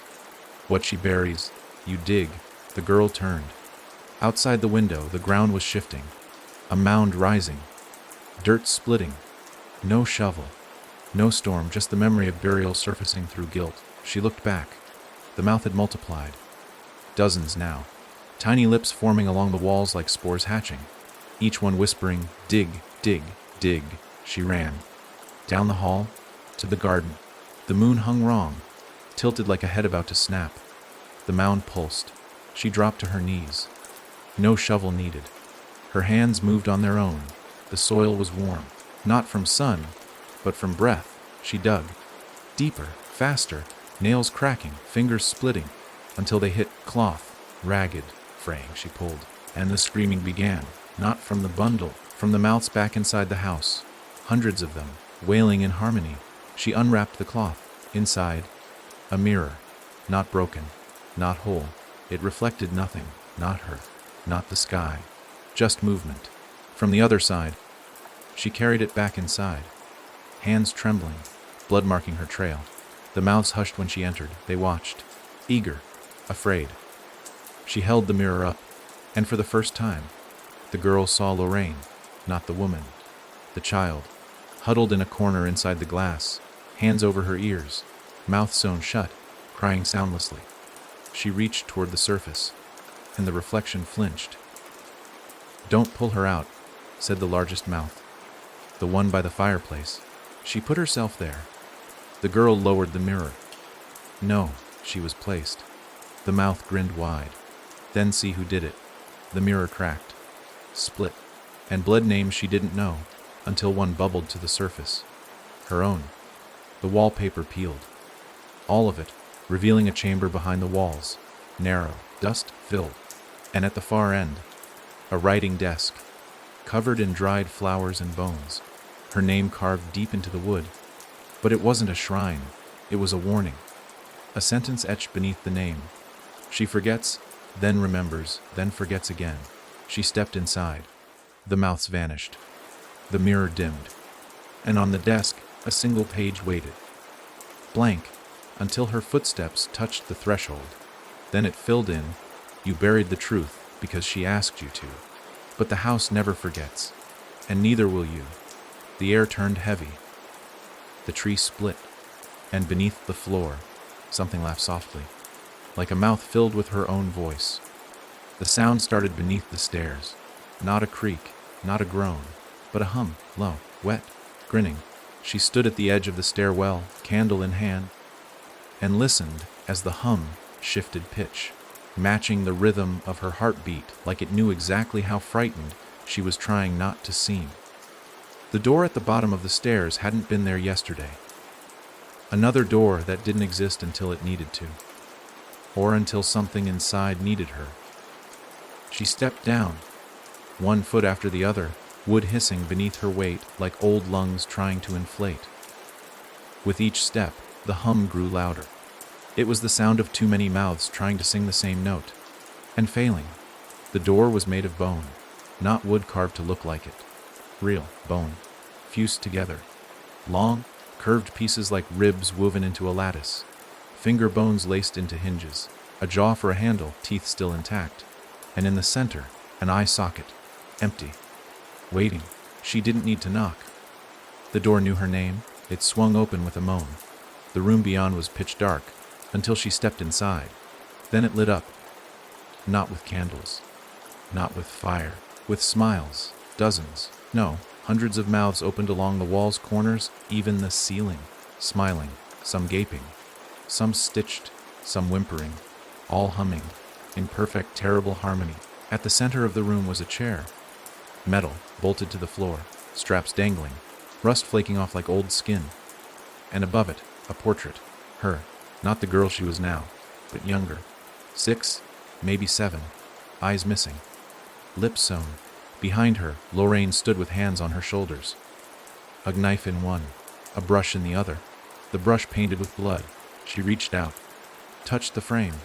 The hum stopped, instant, jarring, like silence had forgotten how to be quiet. A voice whispered from one of the mouths behind her. You begged not to forget. But she turned. A smaller mouth near the floor peeled open with a soft squelch. From it rolled a photograph, old, stained. It showed the basement, this very room. But there was no chair, just her, tied to the floor, eyes wide, mouth sewn, watching as something stepped out of the wall, something that wore her face. But wrong. Too wide, too tall, too knowing. The caption on the back was scrawled in red. Which one got out? She dropped the photo, backed up, and the portrait above her changed. The girl in it now smiled, eyes stitched open, and Lorraine, she was gone, replaced by a shape, familiar, awful. A shape she dreamed of, with her voice but none of her thoughts. The house whispered, you left something behind, and it learned how to wait. She ran, up the stairs. But the door was gone, only smooth wall now, and behind her the humming resumed. But now it followed, up the stairs, into the hallway. The mouths didn't stay in the basement.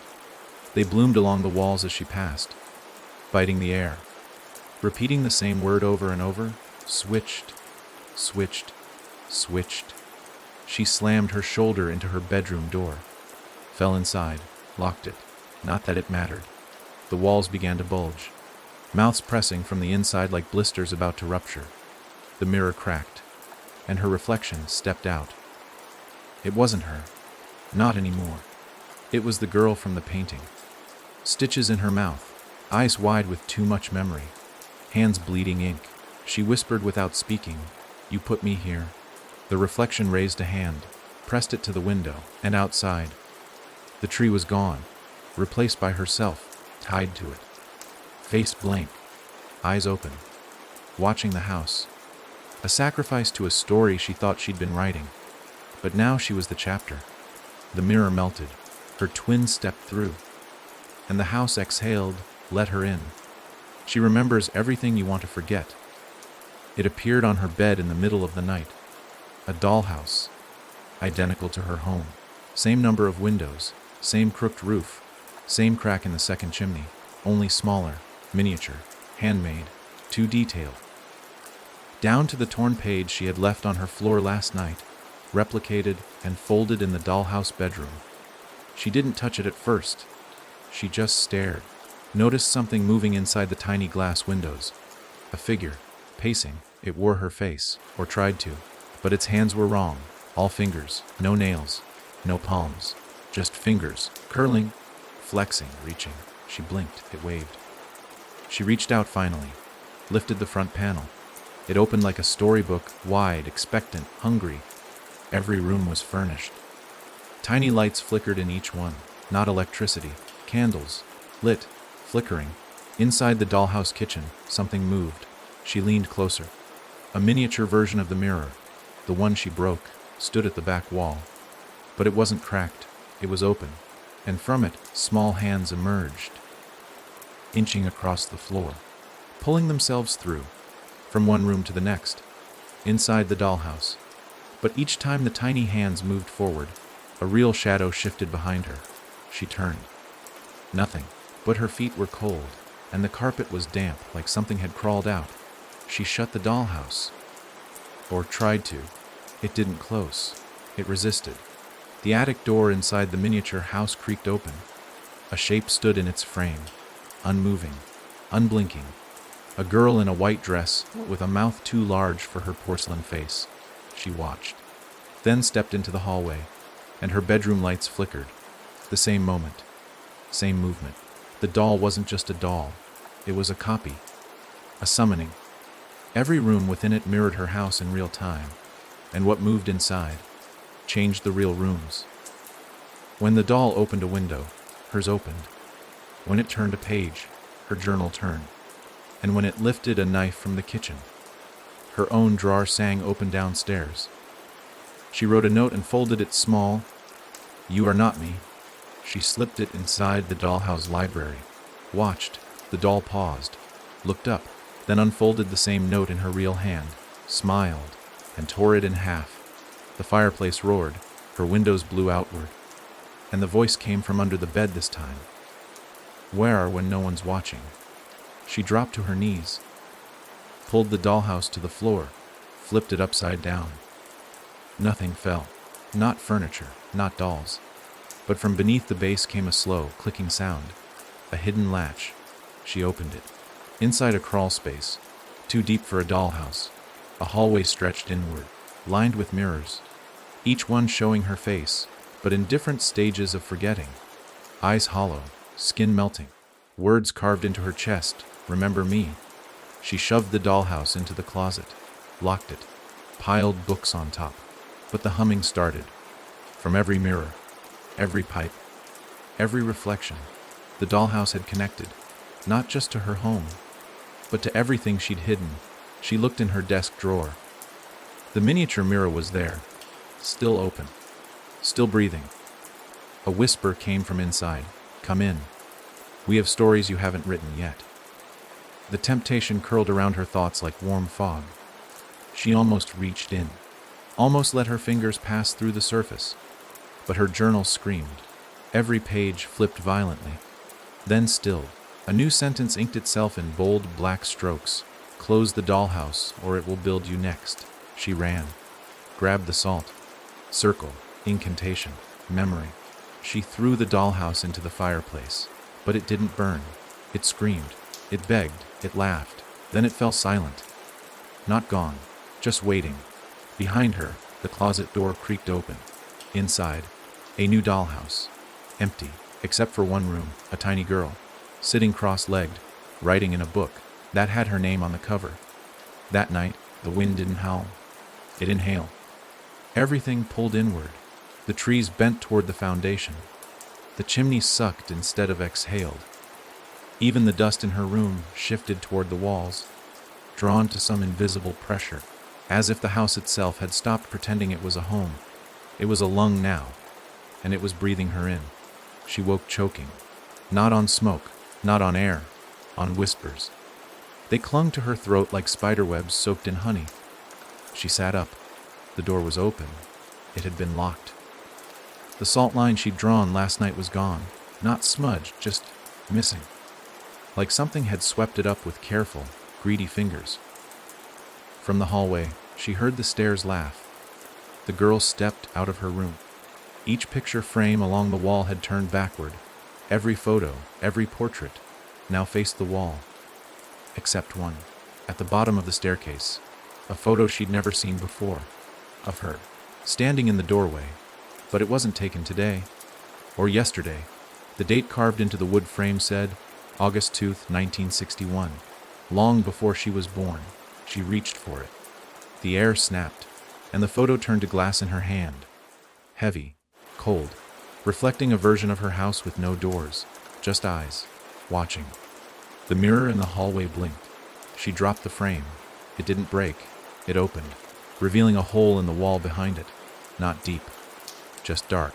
Something was inside, breathing. She leaned close, and it sucked in her name.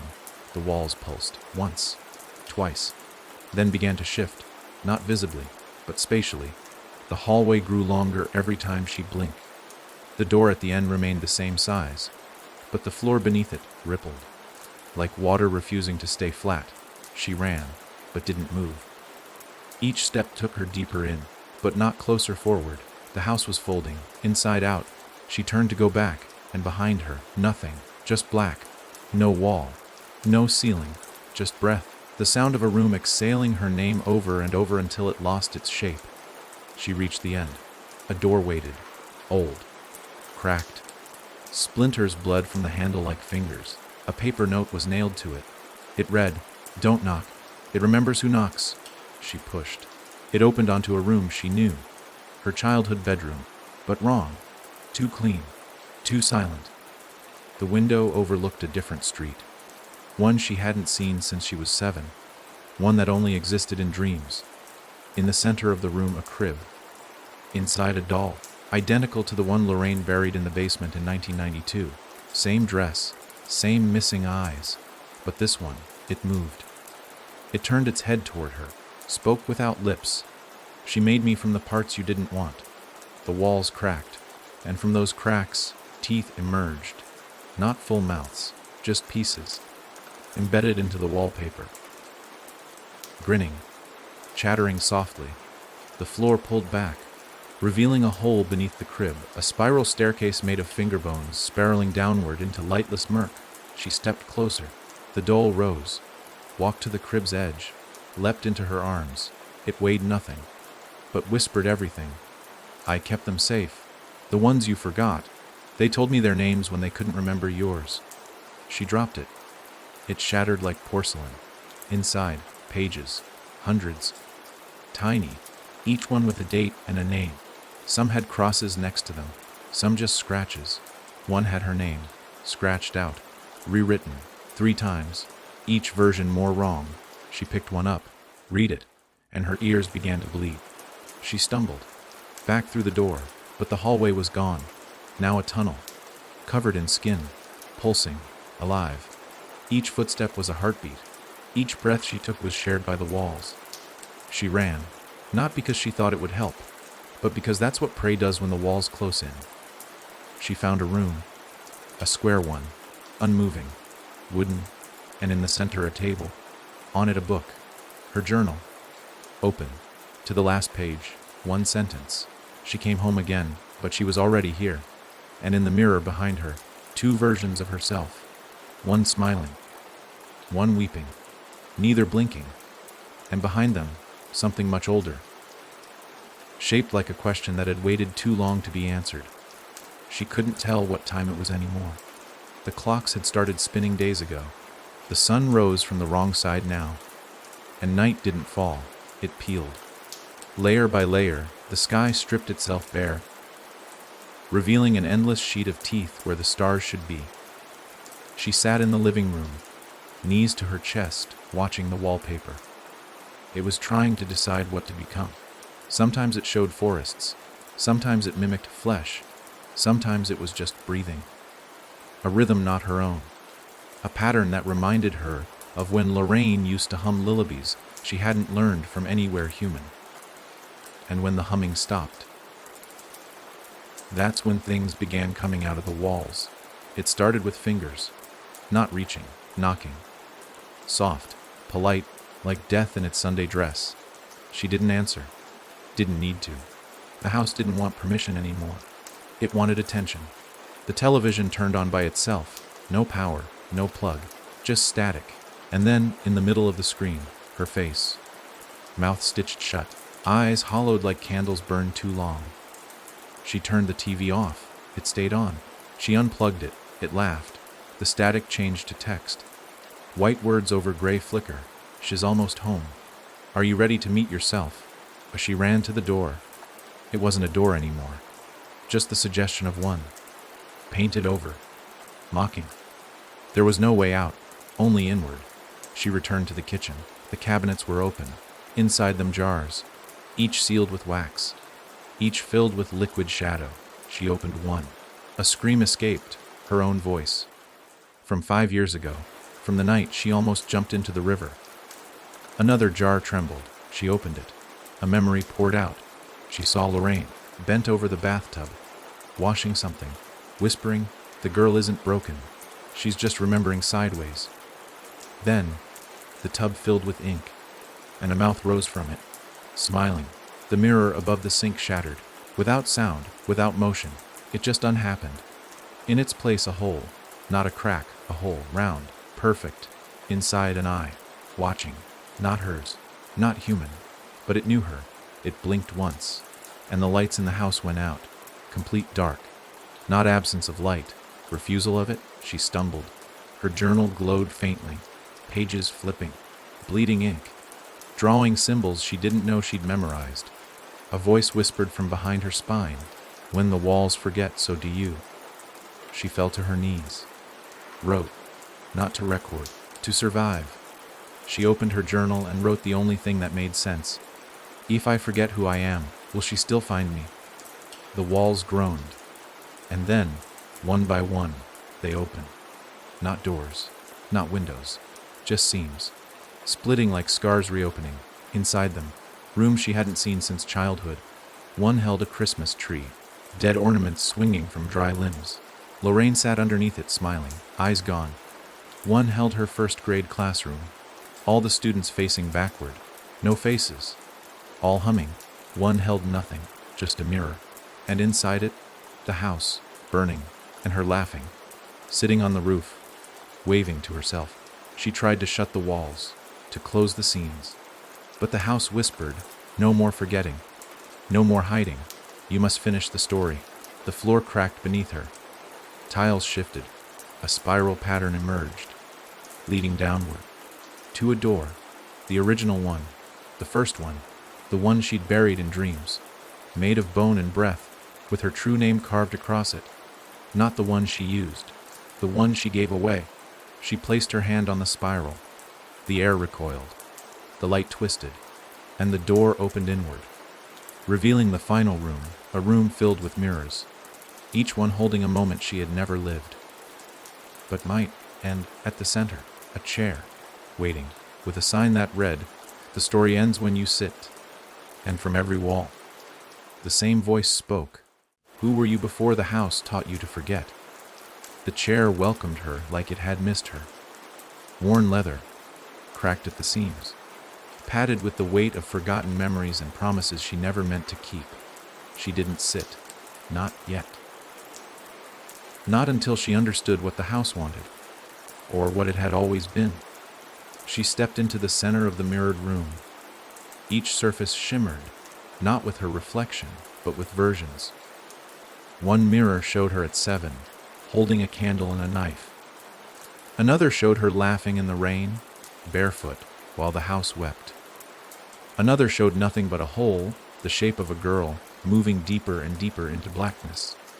The chair sighed, and the door behind her closed, not with sound, but with finality, a sealed thought, an ending. The mirrors began to whisper, not in language, but in memories, voices, sounds, smells. The scent of Lorraine's old perfume. The way the light hit the attic window that summer she couldn't sleep. The rasp of rope sliding through floorboards. And that one night, long ago or maybe just yesterday, when she walked into the woods and came back wrong. They didn't show her what happened. They showed her what she erased. Each forgotten moment dripped down the mirrors like condensation from breath, and on every pane, one phrase was carved in jagged hand: do not remember.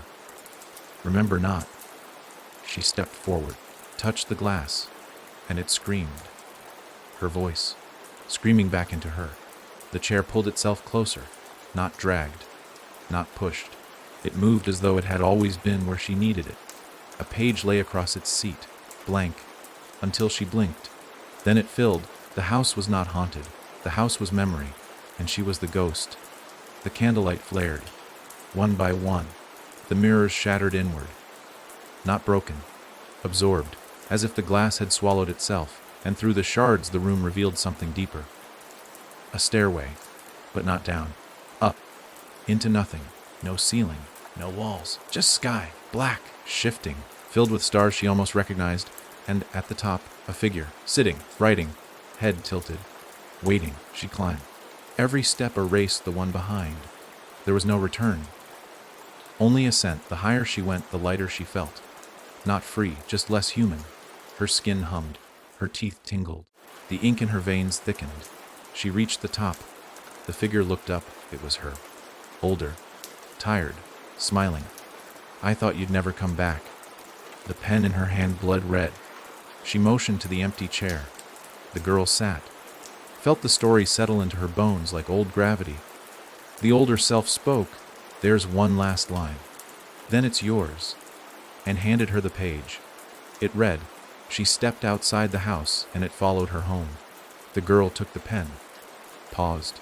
Then crossed it out. Wrote instead. She let it stay because she finally understood. It was never the house she feared. It was the story she wasn't ready to finish. She looked up. The house exhaled. The mirrors rebuilt themselves. The dollhouse crumbled to dust, and for the first time, the house slept. The hum stopped. The mouths fell silent, and outside the tree bloomed with names. All the ones she'd forgotten. All the ones who came before. She stepped outside, looked back, and whispered, "Thank you for remembering me," then closed the door. This time for good.